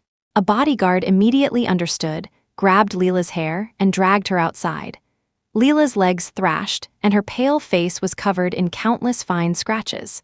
She was dragged to the middle of the road, forced to kneel in public view. Leela looked up at Hayden, her face pleading. I advise you to kneel obediently, or you won't want those legs anymore. Hayden stood beside her, watching coldly, completely unmoved. Perhaps if I break your legs, you'll kneel more properly. Leela gritted her teeth, covering her face with her hands, kneeling and crying. She could even hear the whispers of the people around her. Hey, the one kneeling over there looks like the Ashton family's second young mistress. It is her. I just saw her face. She seems to have been dragged over by Mr. Hawthorne's men. Tusk. No way. Aren't there rumors in Crestview City that Mr. Hawthorne is going to marry her? Why is he treating her like this? What did she do? Leela's figure swayed, so ashamed and indignant she wished she could faint on the spot. Just as her tears were about to run dry, a familiar voice sounded in her ear. Hayden, what are you doing, Leela? As if seeing her savior, quickly cried out. Mom, Helen Ashton, having received the news, rushed over, only to see her beloved younger daughter being forced to kneel. Her eyes widened in anger. She rushed up to Hayden and berated him. Leela's health has always been poor. How can you humiliate her like this? Let her get up. Quickly, Hayden stared blankly at Helen's face. Then, what about Clara Ashton? Isn't Clara your daughter? Why can Leela not be wronged, but Clara can? Thinking of this, he himself let out a self-deprecating laugh. Such a simple truth, he had only just now understood it. Helen Ashton was stunned, then said matter-of-factly, she's the older sister. Of course she has to let Leela have her way. Besides, she hurt Leela. Those are things she should repay Leela for. What if I told you that everything was orchestrated by Leela Ashton, that those were her methods to frame Clara Ashton? Helen looked at Hayden in disbelief. What? How is that possible? Hayden curled his lip into a cold smile.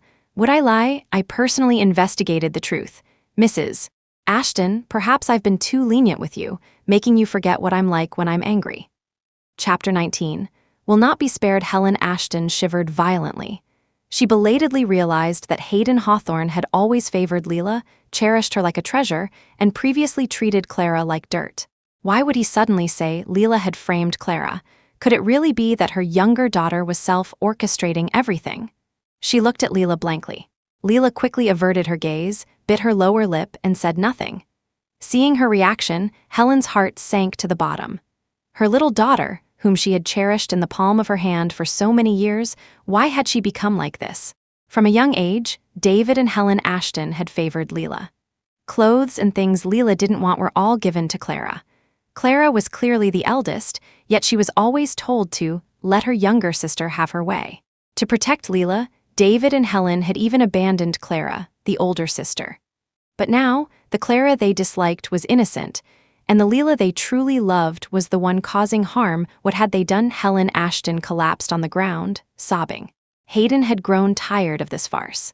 He waved his hand and instructed Robert Bingley, who was beside him. After she has kneeled for a full day, cripple her by severing her hamstrings and throw her into one of Crestview City's underground brothels. Leela's expression twisted in terror. No, don't throw me in there, please. Hayden, you can do anything to me, just don't send me there. An underground brothel. A place full of fallen women passed from one man to another, without dignity or human rights. Some even became addicts, and others spread diseases. She didn't want to go there. She would be destroyed. Helen Ashton trembled violently, crawling to Hayden's feet, crying inconsolably. Hayden, I know you're angry, but you can't leave Leela with no way out. At least she's been with you for so many years. Disregarding her reputation to be by your side, Clara Ashton is already dead. Do you want my Ashton family to have no heir? Hayden was silent for a moment, then slowly smiled. When you treated your two daughters differently, you should have thought of this. Clara Ashton was my wife. And you, Leela Ashton, with no name or status, framed the wife of the Hawthorne Group's heir. You deserve to die 1,000 times over. Not only that, but even the Ashton family, he would not spare. What, hasn't Leela Ashton already been ruined by other men? Why don't you have that person come forward and take over? See if he's willing to snatch you from my hands. If so, I'll consider letting you go. Helen looked at Leela, her expression quite indescribable, as if she hadn't expected her daughter to have secretly hooked up with other men. No, that person just temporarily provided me with a place to stay. I don't know him. I have nothing to do with him, I swear. Leela was indeed genuinely aggrieved. That man was either rich or noble. Even if she had ideas, he wouldn't have been interested in her. Hayden no longer wanted to look at these two women and turned to leave in disgust. No matter how unceremoniously Leela howled and raved in public, he didn't look back. Next, Hayden used various means to find evidence of the Ashton family enterprise's illegal financing, tax evasion, David and Helen Ashton's falsification of accounts, embezzlement, and bribery. The Ashton family enterprise was completely seized, burdened with enormous breach of contract penalties and fines. David Ashton was taken to jail. Helen Ashton, unable to bear the debt, fled abroad overnight. Since they could raise a daughter like Leela, they were naturally not good people themselves. They truly deserved it. Conversely, Clara, whom they were not close to, went against the family grain and grew into a kind person. However, the scars of her childhood made Clara's personality meek and submissive. She didn't feel loved by her parents, so she could only pour all her emotions into Hayden Hawthorne, giving everything for him. Unfortunately, such a heavy and profound affection was pushed away by Hayden himself. Sometimes, if you miss an opportunity once, you may never encounter it again in this lifetime. Chapter 20. The Legacy Vault. Hayden Hawthorne sat in the CEO's office, listening carefully to Robert Bingley's report. Leela Ashton, battered by a series of incidents, after being abused in the brothel for several weeks, slowly became like a walking corpse. She would go mad from time to time, pulling her hair, smashing things, hitting people. If not watched for a moment, she would run around harming others. Many clients were frightened by her and unwilling to come to the brothel anymore. Finally, Leela was sent to a mental hospital, completely insane. When Robert Bingley went to see her, she was giggling foolishly while biting her fingernails. Upon seeing Robert, she immediately trembled in fear. Presumably, the rest of her life would be spent in the mental hospital.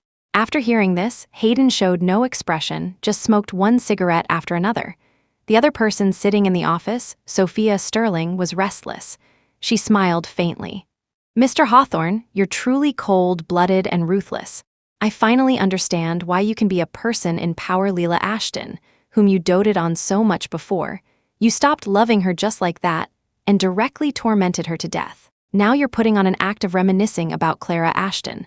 Who are you trying to show?" Hayden held Clara's photo, his fingers caressing its edges, his eyes fixed on her face, gentle and lingering. He pondered for a moment, then said with certainty, "I didn't understand what love was before. That's why I missed so much before I realized. When Clara Ashton died, my heart ached terribly. Even when something happened to Leela back then and her life was uncertain, I didn't feel this much pain. I was thinking I do care about Clara. Cared to the point that life without her was an unbearable torment. But she's already dead. What's the use of caring? You have no chance to make it up to her, Mr. Hawthorne," Sophia Sterling said sarcastically, her face expressionless. Hayden gave a bitter smile. "Sophia Sterling, I called you here to ask if Clara left anything behind." Sophia felt some resentment, but facing Hayden, she couldn't act out. She still couldn't afford to provoke this man. She took a deep breath, trying to control her emotions. "Let me think, there is such a place. Do you know the Legacy Vault?" Hayden frowned. "What's that?" The Legacy Vault is a high-end storage facility for old things, charged annually. It's luxuriously decorated and very popular among the young ladies of prominent families.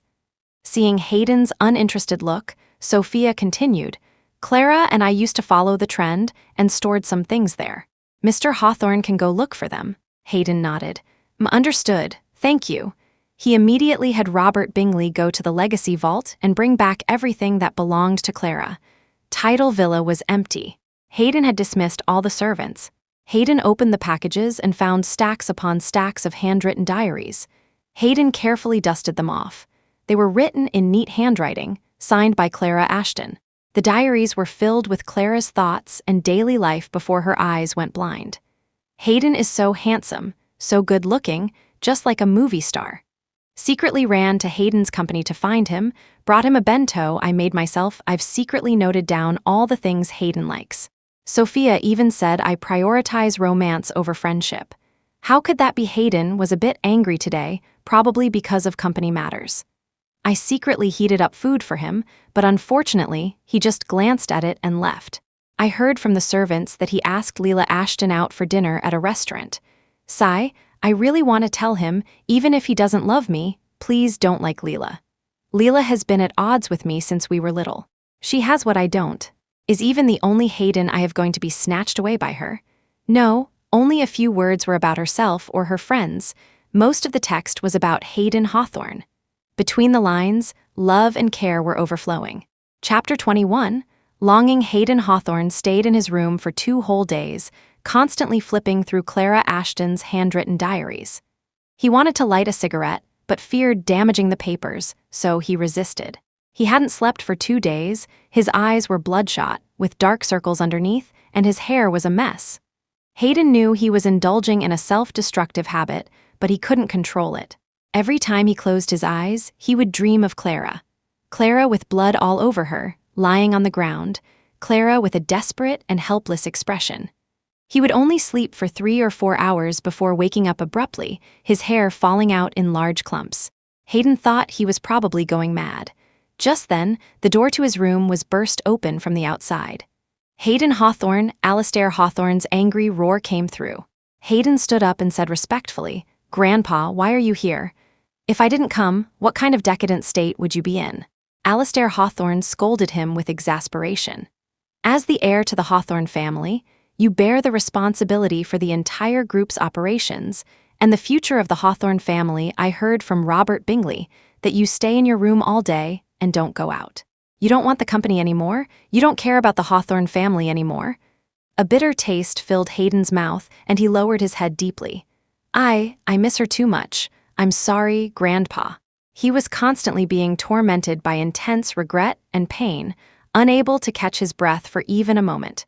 He had no mind to deal with official business at all. Alastair Hawthorne's fingers trembled, and he hesitated to speak. Finally, he just sighed with a complicated expression. Forget it. This is what our family owes Clara. We accept it." His tone shifted, becoming stern. "But this time you must come with me to the hospital to undergo surgery to restore your fertility. Although Clara is the only daughter-in-law I recognize, she is no longer here. The Hawthorne family cannot be without an heir. Don't worry, I'm just taking you for in vitro fertilization. You just need to provide your genes." Unexpectedly, Hayden abruptly looked up and almost without thinking refused. "No, I won't go. I can't betray Clara. You child, I'm not asking you to betray her. You just need to go there once and leave the rest to me." "That's not acceptable either." Hayden shook his head. "I've already disappointed Clara. She was carrying our first child, and I personally snuffed out that little life. If her spirit in heaven sees me having offspring with another woman after her death, how sad would she be? Her own child died, yet her husband is having children with another woman. I can't do that." Hayden's eyes slowly reddened. "What I owe her, I can never repay. Grandpa, please don't make me owe her anymore. Consider it my atonement." Alastair Hawthorne felt a lump in his throat, unable to swallow or speak. He tried to persuade Hayden for a long time, but to no avail. He finally gave up and left with a grim face. Hayden went to a room on the 2nd floor of the villa. On the table were Clara's photo and her urn. Hayden picked up the urn and lay on the bed, holding it. Only by holding her could he find a moment of peace, no longer plagued by nightmares. Chapter 22, still alive, Clara Ashton opened her eyes blankly. What greeted her was pitch darkness. A crystal chandelier hung overhead, its light shining directly into her eyes, stinging them and making tears flow. Memories flooded her mind. The last image frozen at the moment she stabbed herself 5 times and resolutely jumped from the building. Clara reached up and touched the tear stains on her face, stunned. Was she in heaven after death? She struggled to prop herself up on the bed, trying to sit up, when she heard a man's voice. "Miss Ashton, you're awake." This address made Clara's whole body jolt. A man sat in a chair nearby, typing on a laptop. He looked up at her, a faint smile on his lips. "Who are you?" she spoke, finding her voice hoarse, like rough, unpolished sandpaper. "You should rest for a while. You've been lying down for almost a month before waking up. Don't talk for now." The man put down his laptop and got up to pour her a glass of water. Clara was bewildered, but obediently took the glass and sipped it slowly. The man, probably knowing what she wanted to ask, spoke first. "Let me introduce myself. I'm Silas Garrison, Vice President of Apex Group, and the one who saved you." Clara vaguely remembered that Apex Group seemed to be Hawthorne Group's biggest rival. The Garrison family and the Hawthorne family were in the same line of business, constantly competing in secret, utterly incompatible. But why would such a person save her? Silas Garrison raised an eyebrow and smiled, not at all surprised by Clara's wariness. I have my reasons for saving you. However, Miss Ashton, anyone else would have found it unbearable. Your tragic state at that time left a deep impression on me. You lost too much blood, had many wounds on your body, and fell from the 15th floor. You lost consciousness on the spot. Clara fell silent. The memories from that time were ones she was unwilling to ever recall. But coincidentally, I am a highly skilled doctor, just recently returned from studying abroad. Silas Garrison curled his lip. Out of interest, I once examined your body and found that you were only in a state of apparent death, that is, a deep coma. Ordinary examination methods couldn't detect your vital signs. Your breathing, heartbeat, and so on were already very weak. It can be said that if I hadn't accidentally discovered you were only in apparent death and still alive, you probably would have really been sent to the crematorium and burned to ashes. Afterwards, I found a way to secretly take you out, bribed the people at the funeral home, and got a box of animal ashes to disguise as yours, making everyone think you were dead. But the trickiest part was, even if you were only in apparent death, your life was still hanging by a thread. I found the world's top medical team and had them rush to the country overnight. That's how I pulled you back from the brink of death. Clara pondered for a moment, then gave a weak smile and said softly, "Thank you." Silas hadn't expected her to take the initiative to thank him. His expression was complicated for a moment. After all, given her experiences, her heart should have been like dead ashes. She should be very resistant to him, a suspicious person with unclear motives.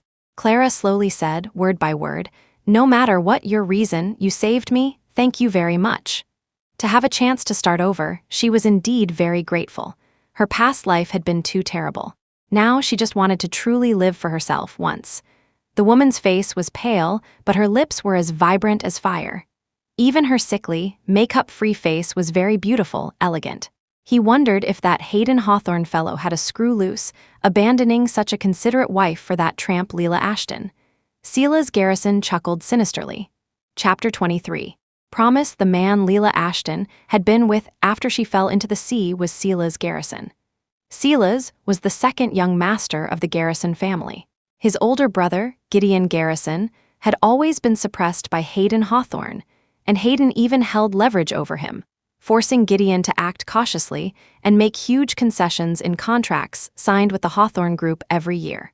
Gideon had always hated Hayden Hawthorne to the core.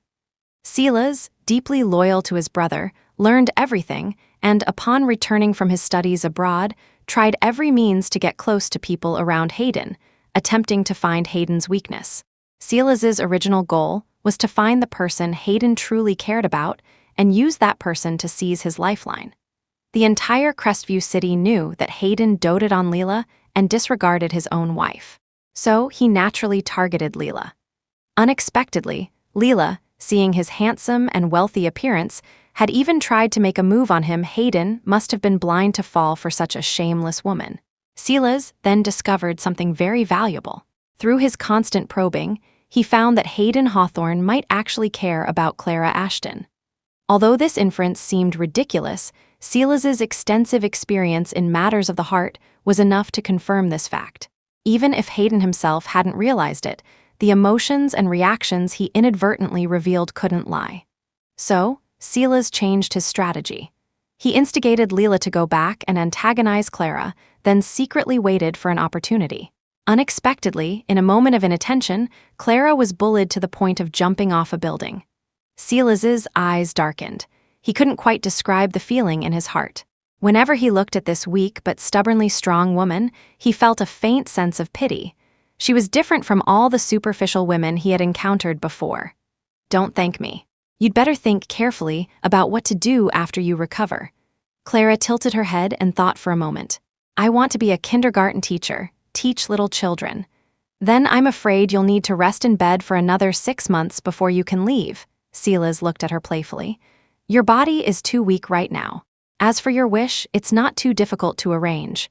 However, I need you to promise me one thing as payment for saving you."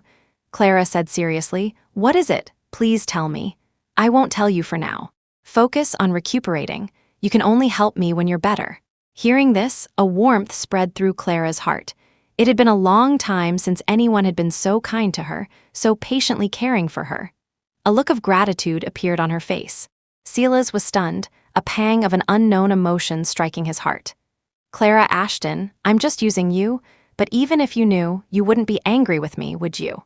Silas quickly returned, holding a bowl of nourishing bone broth and a thermal container. My aunt at home made this. It's a nutritious meal for patients. He could have hired a nanny to take care of Clara, but Silas, on a strange impulse, personally brought her food and fed her. I can do it myself. You don't have to personally, Silas pressed her down. You have injuries, you can't move around carelessly, you're on an IV drip. Clara pursed her lips and finally gave up the idea of doing it herself. Watching Clara eat in small bites, her cheeks puffed out like a little hamster eating. Silas suddenly felt that even though he had just lost a big business deal, he wasn't so annoyed anymore. You need to eat more, you still feel too thin, hardly any meat on your bones. Chapter 24. Old friend 6 months passed by in a flash. Silas Garrison had originally planned to wait until Clara Ashton had recovered from her injuries before using her as bait to set a trap for Hayden Hawthorne. But after 6 months of getting along, Silas gradually developed feelings for her and was somewhat reluctant. Anyway, Hayden had been languishing ever since Clara's death, and even the stock price of his industries had dropped considerably. Some of his smaller businesses had already been swallowed up by Silas's older brother, so Silas wasn't in a great hurry. He delayed and delayed until Clara could stand up and walk on her own. Silas, Clara smiled gently. Over the past 6 months, Silas and Clara's relationship had progressed rapidly, and they had become good friends who could talk about anything. Silas's stern expression immediately softened. He gently replied with an Clara said, I've made dinner, let's eat together, you can go to work after eating. Silas agreed, okay. The two sat down to eat. Clara's cooking was excellent. Silas had experienced this not long ago. Even though she was blind and her body was weak, her diligence and skill allowed her to make delicious food. Silas ate elegantly while saying, I've arranged a job for you as a daycare teacher. The children there are very well behaved and won't cause you too much trouble. Did this mean she could be a kindergarten teacher? Clara's face lit up. Children are all very cute, it doesn't matter even if it's a little troublesome. Being able to face a group of adorable children every day, even if they were someone else's children, satisfied her. Clara's right hand unconsciously caressed her lower abdomen, a hint of regret flashing in her eyes. Unfortunately, she had an irreversible medical condition and could no longer have her own children. However, she didn't plan to get married or fall in love again. She just wanted to adopt a cute child and live her own little life contentedly. As for the people and things from the past, she was already tired and had no energy to get involved. Noticing her despondency, Silas just pursed his lips and said nothing. Anyway, time would erase everything. Clara Ashton reported to the daycare center the next day. The daycare had just been established and was in need of a childcare teacher. Clara quickly took up the position and began diligently caring for the children. When the children showed their innocent smiles and clustered around her, she felt her battle-scarred heart receive unprecedented satisfaction and comfort. Clara, led by someone else, got her meal from the cafeteria and stayed by the children's side even during the lunch break. But as she was eating, she heard a familiar voice. Clara? Clara's lunchbox clattered to the floor and overturned. It was Sophia Sterling's voice as soon as she turned her head. Someone lunged into her arms, giving her a bear hug. Clara, it really is you, I wouldn't mistake you, sob, you're actually alive. Clara froze, hot tears welling up in her eyes, her unfocused gaze moist. Sophia, it's me. The children, with wide eyes, looked over curiously. Sophia hugged her and cried for a while before letting go. Wiping her tears, she said angrily, Since you're alive, why didn't you contact me? Do you know how heartbroken I was? Clara was speechless. I'm sorry, Sophia. I've been bedridden for the past 6 months, and besides, I've been trying to adjust my mindset. Silas hadn't allowed her to access the internet or her phone, afraid that seeing some past events would be detrimental to her recovery. Clara didn't want to see them either, so she just lay in bed watching TV dramas every day. When Silas came, she would chat with him and listen to him tell her stories. Clara hadn't initially expected that Silas fellow to actually read her fairy tales so gently. Sophia understood and quickly said, "I know, Clara. You really should have rested well for a while." Chapter 25. Leaving when sisters meet, they naturally have a lot to catch up on. It wasn't convenient for Clara Ashton to go out, so Sophia Sterling simply moved a chair into the daycare and sat down. Her bodyguard stood guard outside. Sophia said, "Clara, a lot has happened while you were away.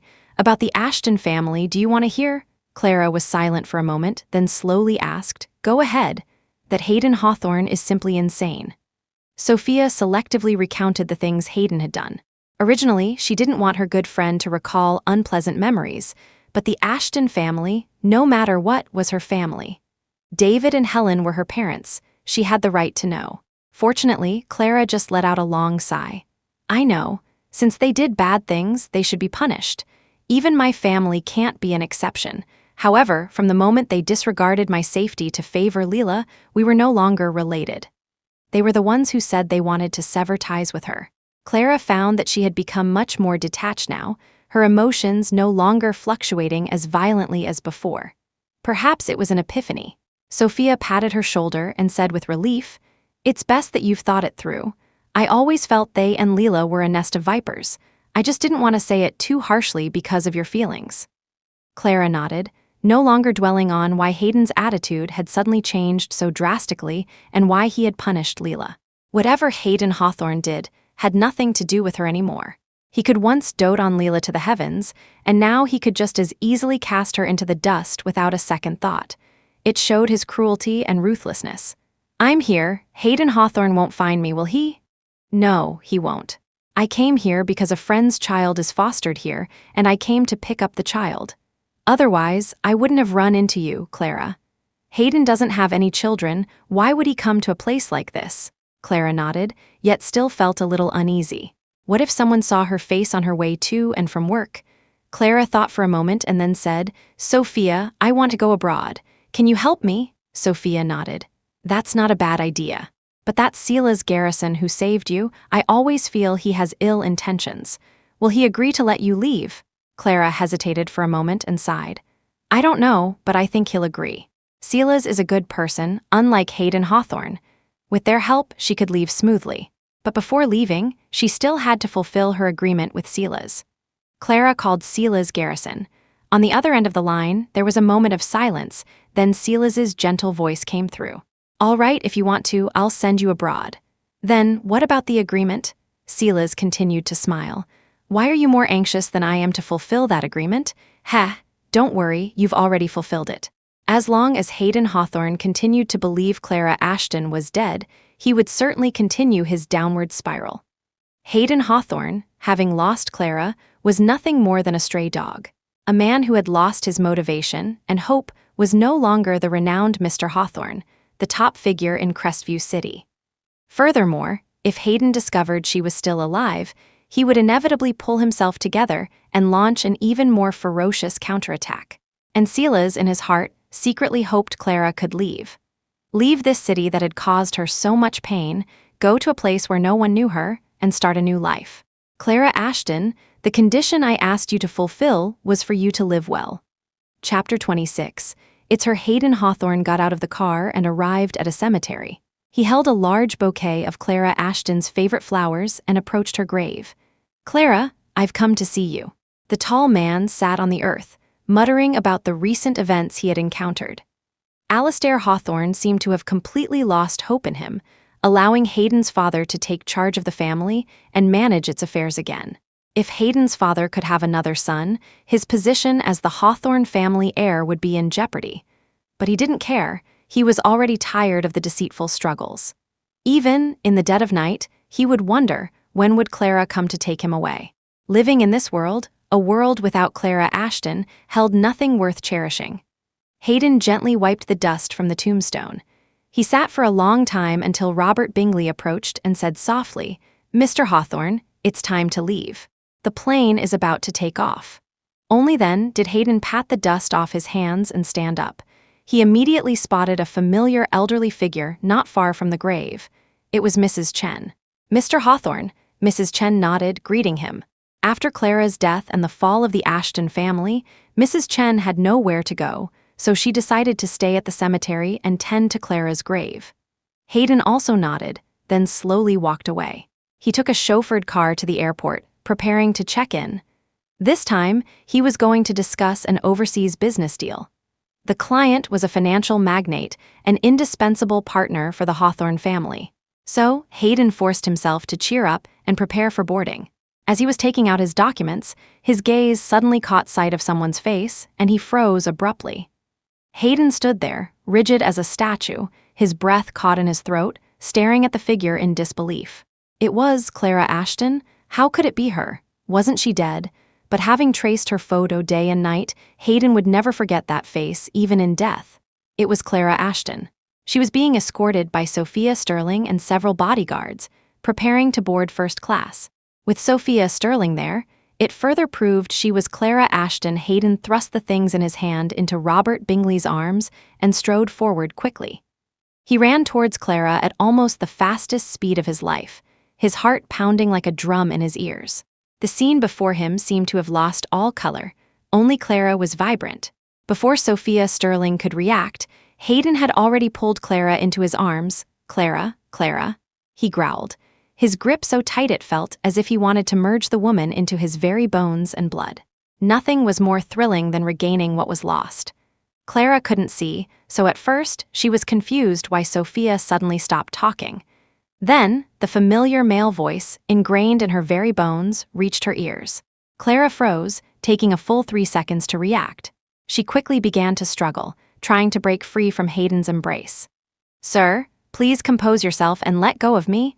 Why? Why was she still entangled with this person? He was truly a lingering ghost." Sophia Sterling quickly pulled Hayden away, her fingers trembling. "Mr. Hawthorne, please calm down first." It was over.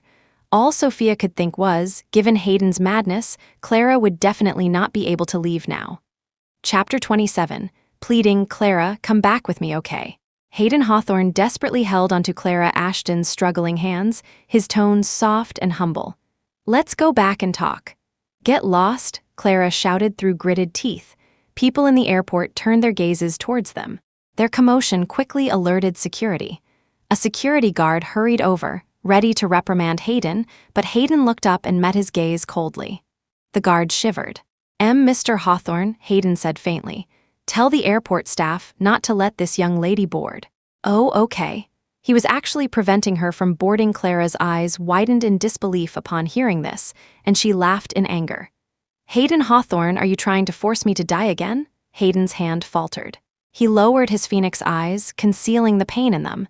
He didn't speak, and the people around him didn't dare to breathe. Clara took advantage of his daze and quickly broke free from his grip. "Clara, I'm sorry," he murmured. "I've found out everything. I know you're innocent. I already know I was wrong. Clara, I really know I was wrong. I made the people who bullied you pay the price. I swear I will never distrust you again," Clara said coldly. "It's too late, Hayden Hawthorne. Your Leela Ashton is truly something, lording it over me, practically writing malice on her face. But wasn't all of this condoned by you? Without your silent approval, how would Leela dare to use those petty tricks? You weren't wrong, you just didn't love me. It was my own wishful thinking, relying on a little self-deceiving hope, performing a one-woman show." Clara finally smiled. "So, Hayden Hawthorne, let me go, okay? I don't accept your apology. Just don't wander around in front of me anymore.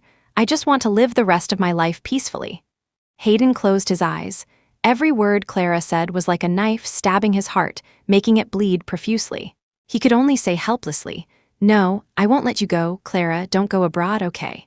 Clara appearing at the airport and on a flight abroad. She wanted to leave the country. He wouldn't allow it. He hadn't had a chance to compensate her, to love her properly. Just the thought of this woman leaving him made Hayden's heart ache so much he couldn't breathe. Clara couldn't see his expression, only faintly hearing his sincere plea.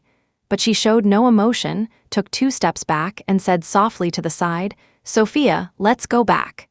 Hayden's hand reached out and grabbed empty air.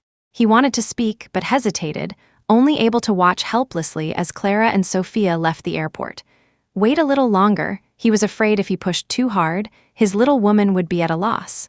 Hayden took a deep breath. Robert, go find out where Madam has been and what she has experienced these past 6 months.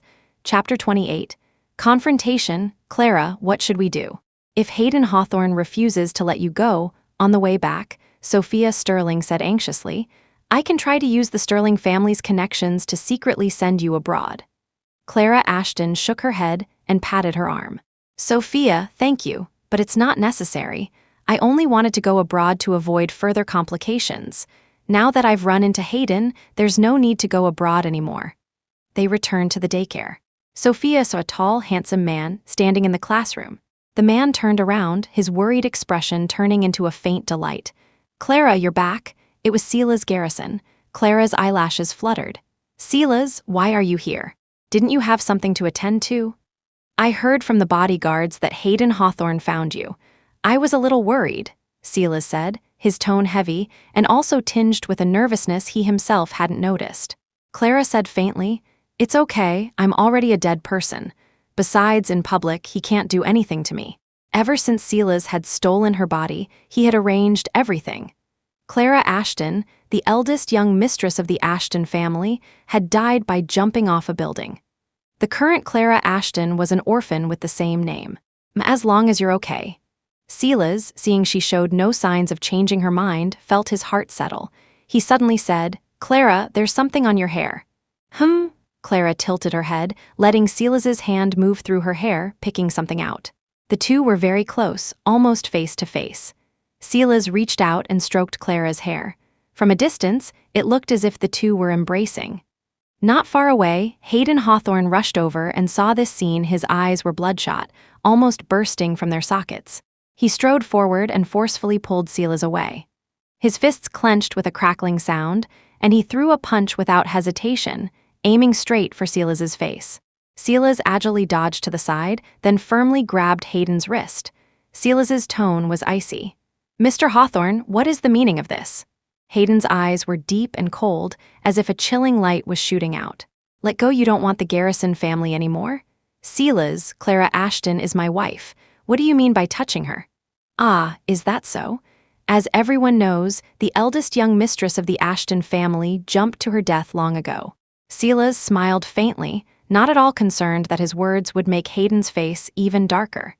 Silas, Hayden enunciated each syllable. Clara listened silently for a few moments and realized these two seemed about to start a big fight in the daycare. She quickly interrupted, Wait, if you want to argue outside. Some of the children are still napping. Unexpectedly, both Silas and Hayden fell silent. Silas looked at his watch, his expression changing. I have to go. My older brother has something urgent for me, Clara. If you need anything, call the bodyguards. Clara, I will. Take good care of yourself. Don't be too nice to certain people. Silas gave Hayden a deep look, then quickly left. Hayden stared intently at Clara's unfocused eyes and said softly, Clara, are you hungry? I had my aunt at home prepare some food and bring it over. As he spoke, he took out a thermal container from the side. Chapter 29. Humble submission. Clara Ashton forcefully swiped her hand, knocking the thermal container away. The container crashed to the floor, shattering into pieces. The fragrant soup and food splattered on the ground, some splashing onto Hayden Hawthorne's expensive custom-made suit that cost a small fortune. If there's nothing else, Mr. Hawthorne can leave, Clara said calmly. Hayden didn't get angry, managing a difficult smile. Clara, if you don't want to eat now, we can eat later. He then added, I heard someone say that Silas Garrison saved you back then, right? You lived together for 6 months. His words were full of sour jealousy. Clara seemed not to hear. That's right. Mr. Hawthorne must have found out everything. You and Silas Garrison, what is your relationship? His voice trembled at the end. Hayden Hawthorne had never feared anything in his life, but when it came to Clara Ashton, he feared everything. He feared losing her, feared her having an intimate relationship with Silas. Heaven knows. When he found out she had lived with Silas for 6 months, how furious, how hateful he had been, but facing Clara, he was helpless. What's it to you? Clara finally lost her patience. She pushed Hayden hard, found she couldn't move him, and could only stand there shouting angrily, Think whatever you want, just stop bothering me. Hayden staggered a few steps and then knelt on the floor with a thud. His eyes were red.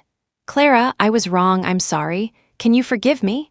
Hayden Hawthorne, who once wielded immense power in Crestview City's business world, was now kneeling before her, begging for forgiveness.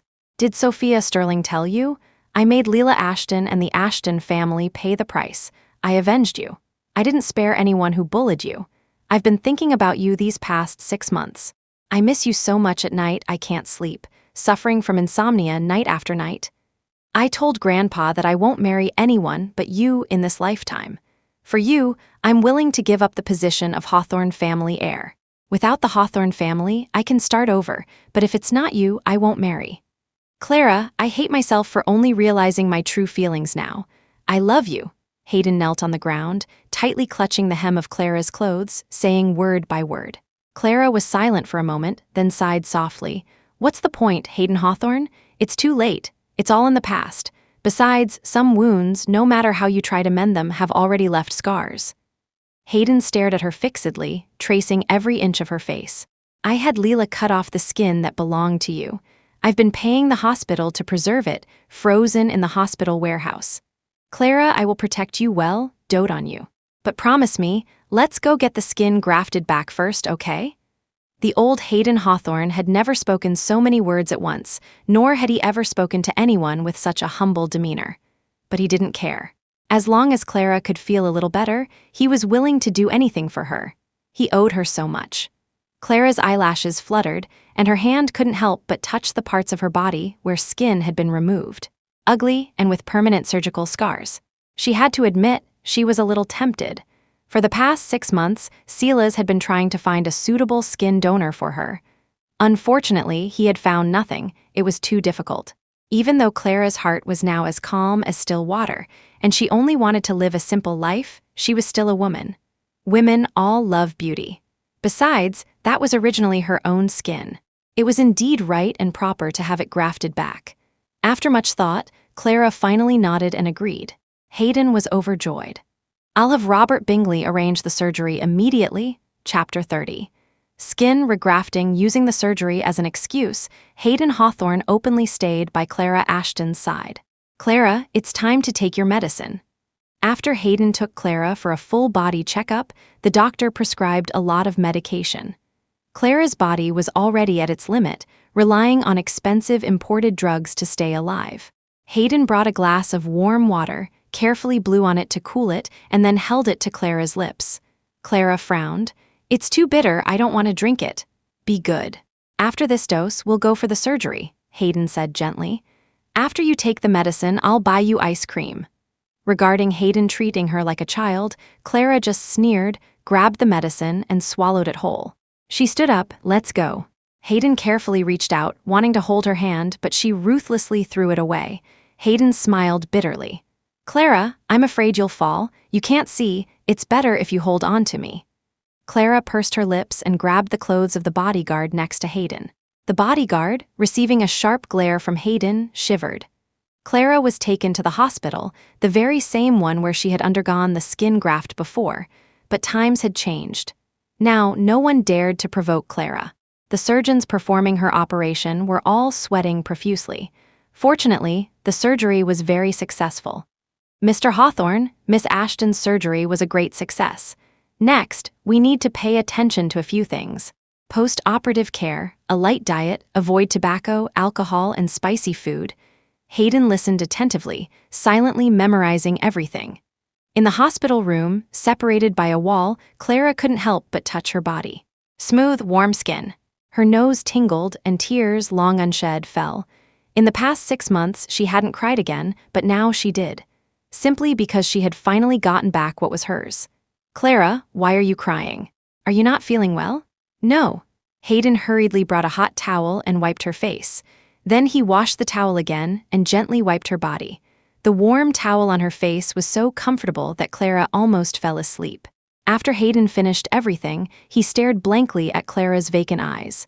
He couldn't help but say, Clara, have you ever thought about undergoing eye restoration surgery? Clara blinked. Silas took me to the hospital. The doctor said as long as there's a cornea donor, I can recover. He searched for cornea donor information for me, but there was too little.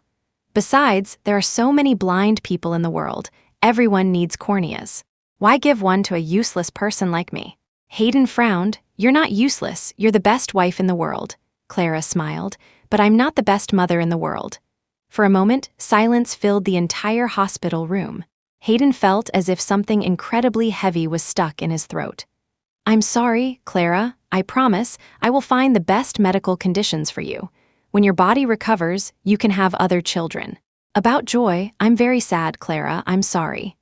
If Joy is watching from heaven, he would definitely want his mother to live a healthy life, right? You should focus on getting better first.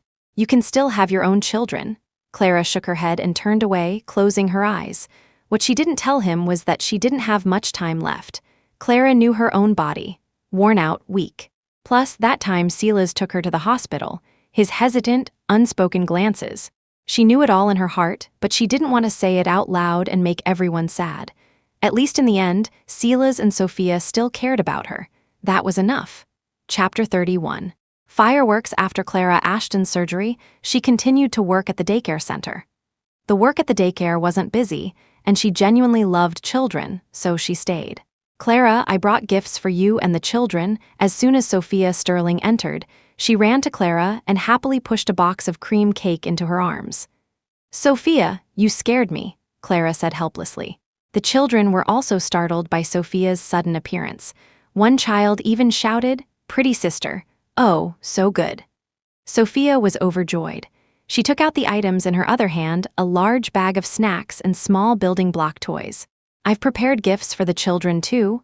Wow, thank you, pretty sister. Sophia distributed gifts to the children, patting their heads while saying, Clara, Hayden Hawthorne took you for the skin graft, right? Before Clara could speak, she continued, Clara, although Hayden's attitude of admitting his mistakes is good now, and he seems sincere towards you, I want to ask what you think. Selfishly, I don't want you to continue being entangled with him. It would be best to use him to restore your eyesight and then quietly leave here after your eyes recover. What do you think? Clara was silent. Actually, what Sophia said made a lot of sense. What's the use of Hayden admitting his mistakes? Does the little suffering he endured compare to even 1,000th of what you suffered? Clara, falling into the same pit once is enough. There's no need to fall a second time, Sophia earnestly persuaded. Clara chuckled. I know what I'm doing. The two chatted for a while longer, then Hayden Hawthorne arrived at the door, knocking politely. Clara. Hayden called out gently, then glanced faintly at Sophia. Sophia sheepishly packed her things, bid farewell to Clara, and left, thoughtfully taking the children with her. Hayden glanced at the cream cake on the table and took it away. A gift from Sophia, but your diet needs to be light recently. It's best not to eat this. What do you want to eat? I can have someone bring it over. I don't want to eat. Hayden, as usual, took out the thermal container, put the food in a bowl, scooped it with a spoon, blew on it to cool it, and fed Clara spoonful by spoonful. He even personally deboned the pork ribs, picking out the meat that could be swallowed directly and feeding it to her. Clara suddenly spoke. Where is Silas Garrison? Hayden's expression changed slightly. He's busy. I don't think he'll have time to see you recently. Clara ate a small bowl and then stopped. I'm full. Hayden diligently packed away the dishes and then helped her wipe her mouth with a napkin. Clara, there's a fireworks display at the beach in Crestview City tonight. Want to go for a walk? Clara said coldly. No, I can't see anyway. I can describe the scenes to you. Besides, it's very lively there. You can go and experience the lively atmosphere, okay? Clara was eventually taken to the beach by Hayden. She happened to want to go for a walk too.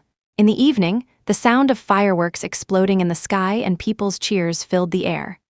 Clara closed her eyes, listening to the surrounding sounds. She once dreamed of watching fireworks with Hayden Hawthorne. It was all she ever wanted. Ironically, on the day her wish came true, she no longer needed it. Hayden had left at some point and returned, holding a Maltose candy stick. Clara, you used to like this. I just saw someone selling it on the roadside. Chapter 32. Devastated Clara Ashton was somewhat surprised, but still took the candy and slowly ate it all. How did you know I like Maltose candy? Hayden Hawthorne looked at her face, a slight bitterness in his mouth. Do you remember the legacy vault? I found your diaries there, the ones you wrote yourself. It was all his fault for his past neglect and coldness towards Clara. Now, she didn't even believe he would remember what she liked to eat. But it didn't matter. From now on, he would firmly remember everything about her. Clara was stunned. Those words, don't take them to heart. The intense love for Hayden written in those diaries had already vanished like smoke. Hayden gazed at her dark eyes dotingly, persistently asking, "Clara, I love you, I'm willing to give up everything for you. Do you still love me now?" Clara didn't speak. Only the dull evening wind blew past her hair and eyebrows. After a moment, Clara chuckled lightly. "Hayden Hawthorne, did you ever say such things to Leela Ashton, promising to give up everything, those sweet nothings? Why bring up Leela Ashton? That woman isn't worthy." Clara sighed softly. "You once proposed to her, said you would protect her. Now you can say the same words to me. Leela, whom you once liked so much, you could discard her just like that. How long can your love for me last? You don't understand what love is at all, Hayden Hawthorne. Love is sacrifice, it's trust. You didn't even have the most basic trust back then, so how can you talk about love?" Hayden embraced her tremblingly. "I understand my heart now, Clara. I really love you. Don't leave me. Let go of me, have you forgotten what I said? Loving you is the biggest regret of my life," Clara said sharply. "I find you disgusting, get lost." Hayden was devastated by her last words, his arms falling limply. "I'm sorry." His thin lips opened and closed, finally retreating 2 steps in dejection. "I won't touch you, I'll take you back to the daycare. Clara, can you walk this stretch with me? Just consider it a walk together. I haven't walked like this in a long time." Clara didn't object. They walked side by side in the cool, watery night, but both were silent along the way. Hayden unbuttoned his coat, draped it over Clara's shoulders, and whispered, "The wind is strong at night. Be careful not to catch a cold." Clara grabbed the coat and threw it over the railing of a nearby footbridge. Below the railing was the endless sea. The coat fluttered in the wind and disappeared into the sea. Hayden's face turned deathly pale. He wanted to get closer to Clara but feared her disgust, so he could only follow her step by step, silently protecting her.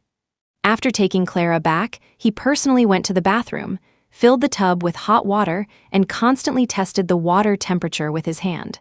From his hand being scalded red at first, to the water temperature being just right later, only then did Hayden call Clara over.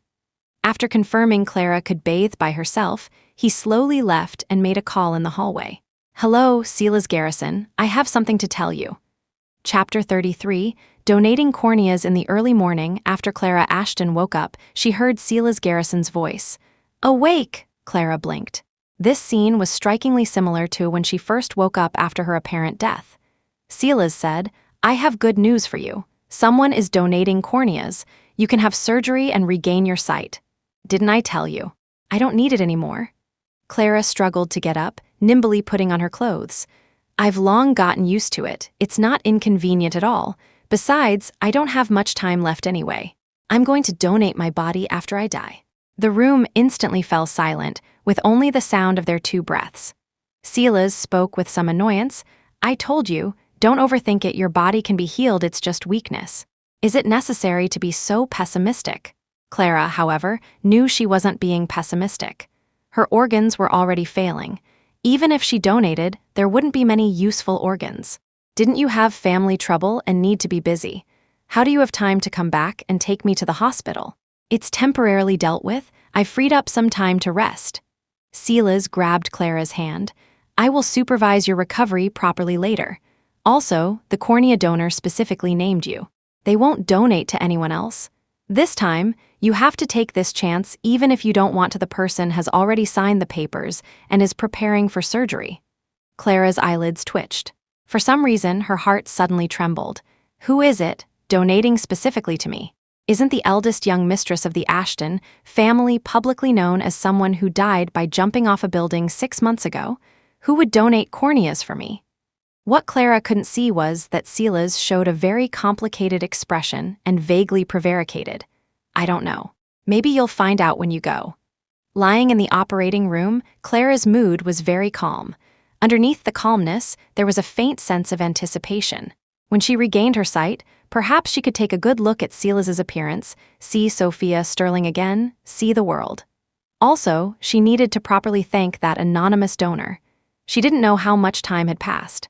It wasn't until someone told her, "You can open your eyes now," that Clara slowly lifted her eyelids. The glaring white incandescent lamp had been thoughtfully removed, leaving only a lamp emitting a warm yellow glow. Clara rolled her eyes, rubbed them hard a few times, then looked around, as if trying to see everything she had missed over the years. A low voice came, "How is it, Clara, are you adjusting?" Clara turned her head sharply and saw the handsome Leela's Garrison. She blinked, her eyes so sore that tears fell directly. "Why are you crying again, like a little rabbit?" Leela's walked over, stroked her hair, and chuckled. Clara had no time to care about his touchiness and choked out, "I can see." She smiled like a fool, looking here and there. Although she had said she didn't need it, who could refuse to have light again?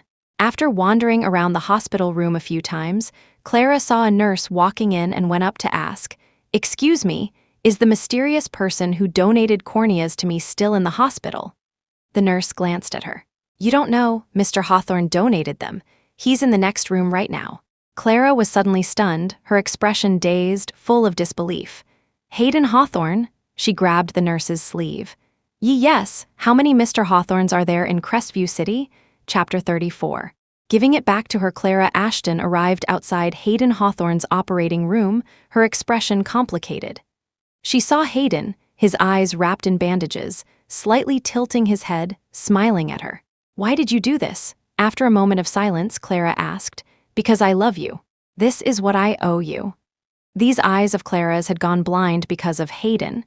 Hayden thought, by giving them back to her, perhaps he could slightly alleviate his guilt. Even if it meant contacting Leela's Garrison, whom he detested most, even if his future life would become difficult, Clara pursed her lips. "You are the heir to Hawthorne Group. What will you do if you give me your eyes?" Unexpectedly, Hayden's breathing quickened and he said joyfully, "Clara, are you worried about me?" "No, just asking casually." The former Clara was willing to give everything for Hayden. Even after she stopped loving him, she never thought of taking anything back. She never expected Hayden would actually donate his corneas for her, giving her all the light for the rest of his life, even though she was a dying invalid. Didn't Hayden know that if he lost his sight, he could no longer inherit the family business or continue managing the company? Hayden's lips curved upwards. "I'm already very happy." Hayden knew, but he was willing. Then, Hayden did something that astonished her. He took out a fruit knife he had prepared in his bag and stabbed it into his own abdomen. Clara's pupils contracted sharply. She instinctively reached out to grab the knife. "Are you crazy?" Hayden laughed maniacally. "Clara, still say you don't care about me. Are you worried about me now?" "Who's worried about you? Let go." Hayden gripped Clara's hand tightly, not letting her pull away. Then he guided her hand to stab himself fiercely again. In an instant, blood gushed out. His vision blackened, and he felt a dizzying spin, the pain piercing his bones. Cough, cough. Hayden opened his mouth, and a surge of blood welled up, dripping onto their clasped hands. "Clara, I'm giving it back to you. The 5 stabs I owe you, the wrongs I made you suffer, I'm giving them all back to you." 3 stabs, 4 stabs. Hayden had to pause and rest after each stab. Finally, he asked Clara, "Clara, can I kiss you? I've never kissed you. I really want to kiss you to taste you." He couldn't see Clara's expression, only waiting nervously and anxiously for her judgment. In the end, what Clara gave him was a 5th stab, deeply into his flesh. Hayden received her answer, collapsed dejectedly, futilely clutching his bleeding abdomen, and laughed bitterly. Clara threw down the knife and casually wiped the blood from her hands with her clothes. She whispered in Hayden's ear, "Hayden Hawthorne, you don't deserve to kiss me." When she married him, he had a vasectomy. Wasn't it because he felt she didn't deserve to bear his children? Times had changed. Now it was he who didn't deserve it. Sure enough, all color instantly drained from Hayden's face. "I'm sorry." Hayden gazed into the void, desperately trying to recall her smile, her cries, her vibrant face. He could no longer see her, only able to piece together an image of her from memory. Chapter 35. Kidnapping. Clara Ashton went to the prison to see David Ashton one last time. She brought him some supplies, handed them over, and then left without looking back, never visiting again. Clara came to the cemetery and saw the tombstone that belonged to her. There wasn't much dust on the tombstone. It looked like someone frequently came to clean and tend to it. There were also offerings of fruit. She walked through the rows of graves, looking towards the woman who had aged so much in such a short time. "Nanny Chen, are you no longer working for the Hawthorne family?" Mrs. Chen looked at Clara kindly and patted her hand. I left. I have nowhere to go, so I came here to tend to Miss Clara's grave. Clara was moved. Nanny Chen, you've worked hard. She walked around and found a small, newly dug pit. Nanny Chen, I want to erect a small monument for Joy, fill his grave, and engrave his name. This way, after I die, when people come to pay respects, they will also see him and remember him. Clara's words scattered in the air, light and weightless. Mrs. Chen nodded. Leave it to me, Miss Clara. Clara reminisced with her for a while, then left the cemetery. She walked aimlessly in the deserted outskirts. Suddenly, she heard urgent footsteps behind her. A large hand clamped over her mouth, and she was tied up. Clara smelled a pungent odor and fainted directly. When she woke up again, she was still tied up, her hands completely immobilized. She struggled to move her body and managed to sit up. A shadow fell before her. She looked up and met a pair of cold eyes. It was a man. He looked very much like Silas Garrison. Being stared at by a face so similar to Silas's, Clara frowned and struggled uncomfortably. Don't move, Miss Ashton. If you don't want to die, stay here quietly and don't make a sound. The man held a gun, pressing it against her head. Clara's whole body jolted, a thought flashing through her mind. Gideon Garrison? The man with the gun smiled. Not stupid, you guessed it. Given his strong resemblance to Silas, she could guess that he was Silas's older brother, Gideon Garrison. But Clara could also easily distinguish between the two brothers. Silas was gentle, while Gideon was sharp and aggressive. You kidnapped me? Why? Gideon's eyes darkened. Clara continued to ask, Does Silas know about this? Miss Ashton, you talk too much. The muzzle of the gun pressed a little tighter against her forehead. Clara wasn't afraid of death. She just wanted to understand. Just as she was about to say something else, Gideon's phone in his pocket rang. Gideon glanced at Clara and answered without any evasion, Hello. On the other end of the line, Silas's anxious questioning came through. Brother, Clara Ashton is missing, was it you? Gideon's tone was faint. Why suspect me first? If I hadn't found traces left by your men on the road, I would believe you. Gideon chuckled lightly. Silas, have you fallen for Clara Ashton? He said coldly. Don't forget your original purpose for approaching her. Chapter 36. Walking into a trap, the other end of the line went silent. Clara Ashton asked blankly, What purpose? Silas Garrison shouted nervously. Nothing, brother, you promised me. Gideon Garrison interrupted him, scoffing. Of course, it was to get close to you, to use you as our bargaining chip against Hayden Hawthorne. This news was too heavy, leaving Clara stunned and at a loss. Silas, who had been so good to her, was it all to use her? So, her belief that they were good friends, her gradually opening up her heart, was all of that fake. Clara sat on the floor in a daze, looking as if she had been struck by lightning. Clara, I'm sorry. That was indeed my intention at first. Silas's voice sounded somewhat hoarse. Gideon. HMPH, my good-for-nothing brother indeed approached you for my sake initially, but it's undeniable that he saved your life. Later, he even pleaded with me for you, wanting to let you go. He said anyway, Hayden Hawthorne has lost his pillar of support and collapsed. It's already easy for us to topple him. Since you don't have much time left, there's no need to keep you locked up. At that time, I sensed that my brother had fallen for you, Clara Ashton. Clara murmured, Silas. For a moment, she still found it hard to accept her friend Silas's hidden feelings for her. Originally, I thought letting you go wouldn't be a big deal. But recently, Hayden Hawthorne has been pushing me too hard. Gideon gritted his teeth, his eyes blazing with furious anger. I had no choice but to kidnap you and threaten Hayden. With you here, Hayden will definitely walk right into a trap. Clara shivered violently. Aren't you afraid of Hayden's retaliation if you do this? Gideon didn't answer her. Instead, he hung up the phone, sat in his chair, and waited with bated breath. Soon, a flurry of footsteps sounded outside the house. Gideon Garrison, get out here, Hayden Hawthorne's cold voice echoed at the doorway. Clara looked straight at the door, a fleeting look of daze. Hayden actually came himself. He was already blind. Wasn't he afraid of danger? Gideon opened the door. Are you sure you came alone? Hayden was still panting heavily, looking as if he had rushed here nonstop. Yes, how is Clara? You didn't hurt her, did you? Gideon ordered coldly. No, you come in. Give me what you brought, the leverage I have on you. Hayden held a cane, probing his way forward as he walked.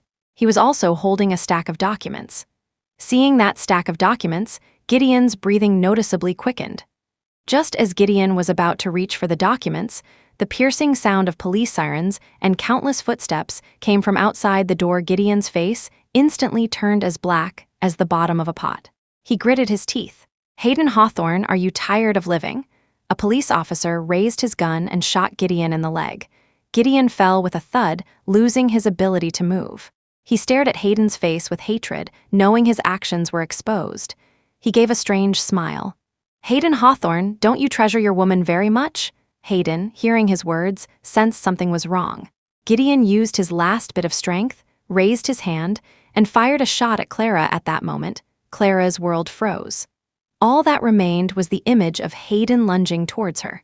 A person who has lost their sight will have heightened senses. The moment Gideon loaded the bullet, Hayden reacted quickly, bursting forth with the greatest strength of his life, using his body to shield Clara. With a bang, Hayden fell into a pool of blood. Gideon was also quickly subdued by the police officers, Kate, Rushing, and forcibly taken into a police car. Before leaving, he still unwillingly sneered, laughing maniacally. "Ha ha ha, even if I die, I can drag someone down with me. I have Hayden Hawthorne as my cushion." Chapter 37. To die for Hayden Hawthorne? Clara Ashton was aghast. Her eyes were filled with an overwhelming sea of red, her hands were stained with Hayden's blood. Hayden spoke intermittently in her ear. "Luckily, Clara, I made it in time." Clara looked unbearable. "Don't talk, wait for the doctor." Hayden gently shook his head. "It's all because of me that Gideon Garrison kidnapped you. I owe you again. But this time, it should count as repaying you." Although Clara harbored resentment towards Hayden, seeing a living person collapse before her, dying, it was hard not to be moved. Especially since she had once loved this person so deeply, so unforgettably. Her hands trembled as she tried to staunch the bleeding from his chest. Don't talk. Why isn't the doctor here yet?" Clara looked at the police officer with pleading eyes. The police officer broke into a cold sweat. "The doctor will be here right away. Please hold on a little longer." "No need. I'm about to die." Hayden's hand trembled continuously, wanting to touch Clara's cheek. He felt warm, wet stains. Hayden paused, a faint smile on his lips. "Clara, are you crying for me?" I'm so happy." Beautiful tears streamed down Clara's eyes, dripping onto Hayden's fingers. "Clara, my biggest regret is not protecting you well, letting you suffer so many grievances. But I never regret meeting you, loving you." Hayden's body temperature gradually grew cold. Noticing this, Clara was suddenly at a loss. Hayden gritted his teeth and said, word by word, "Clara, this shot grazed my heart. Although it was close, I really can't be saved." He had stabbed himself 5 times. His heart was also about to shatter completely. In his life, he had seen too many conspiracies, too many demons and monsters. He had originally thought Clara was one of them, deceiving and hurting others to achieve her goals. But in the end, Clara was the gentlest, most innocent light he had ever encountered. By the time he started chasing that light, the two of them could no longer mend their broken mirror. But dying in the arms of his beloved woman wasn't so bad. Hayden's voice grew weaker and weaker. "Clara, I want to kiss you." Clara stared fixedly at his blood-stained cheek. After a long pause, she leaned down and placed a light, fleeting kiss on Hayden's lips, a mere touch, then quickly pulled away. Hayden's lifeless eyes suddenly burst with a scorching brilliance. He murmured to himself, "Actually, this is the first time I've kissed a woman." Clara was stunned. She had thought Hayden had long been intimate with Leela. Perhaps it was, subconsciously, I felt that Leela wasn't the one I was looking for. "Clara, I love you. I only love you." Chapter 38. Epilogue. By the time the ambulance arrived, Hayden Hawthorne had already closed his eyes forever, no longer breathing. When Hayden received Gideon Garrison's message, demanding he come alone with the documents, he had reported it to the police as a precaution. However, to avoid alerting the enemy, he only called for a police car first, and then an ambulance just in case. But even if the ambulance had arrived in time, Hayden couldn't have been saved. The bullet that nearly pierced his heart had taken his life. Clara Ashton held his body, dazed. A long-forgotten pain stirred in her tightly shut heart. She clutched her chest, the blood staining her clothes, slowly turning from warm to cold. Clara felt as if she had slept for a very long time. She had a long dream. In the dream, after she married into the Hawthorne family, Hayden doted on her. They lived harmoniously as husband and wife. Alastair Hawthorne favored her, and the household was peaceful. Clara had her friend Sophia Sterling to talk to about everything, and her child, Joy, hadn't died but was lively and adorable. However, no matter how beautiful a dream is, one eventually has to wake up. Clara opened her eyes and saw a worried Sophia, and standing behind her, Silas Garrison, with dark circles under his eyes, looking haggard. "Clara, you're finally awake," Sophia hugged her and cried, then turned to glare at Silas. "Have you seen enough? You can go now, right?" Clara quietly looked at Silas. Silas said guiltily, "Clara, I'm sorry, I'm really sorry. I didn't expect my brother to do such a thing. I clearly tried to persuade him." Clara sighed. "Forget it, it's not your fault. But I'm afraid we can't be friends anymore." She didn't like people who approached her with ulterior motives from the beginning. She had sincerely considered Silas a friend, but he had never mentioned this matter. Silas looked deeply at Clara, the heart beating wildly in his chest, trembling violently. He thought he probably would never have a chance. Silas left the room and never appeared before Clara Ashton again. Clara rested for a few days, and then Alastair Hawthorne invited her to attend Hayden's funeral. At the funeral, Alastair patted Clara's hand helplessly. "Clara, it's good that you're back. It's good, don't feel burdened." Hayden, he did it willingly. The Hawthorne family had a new heir. Not many people genuinely mourned Hayden's death.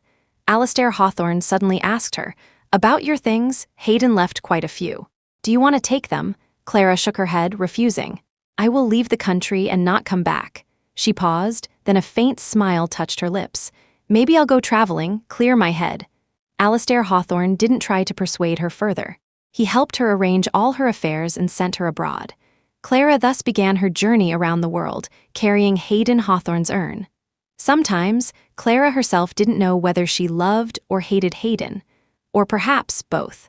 But the two of them had long been entangled, etched into their souls, tinged with the scent of blood, inescapable, unforgettable. In less than half a year, Clara's health deteriorated. She didn't take medicine, nor did she plan to see a doctor. She simply bought a small, secluded villa in a scenic country. Clara also got a cat. Later, when she sensed she was about to die, she gave the cat away. The day she gave the cat away, the sky was gloomy, as if about to weep. Clara sat alone in her room, holding Hayden Hawthorne's urn in her arms. She murmured, "In our next life, love me sooner." After speaking, Clara slowly closed her eyes and stopped breathing. The end.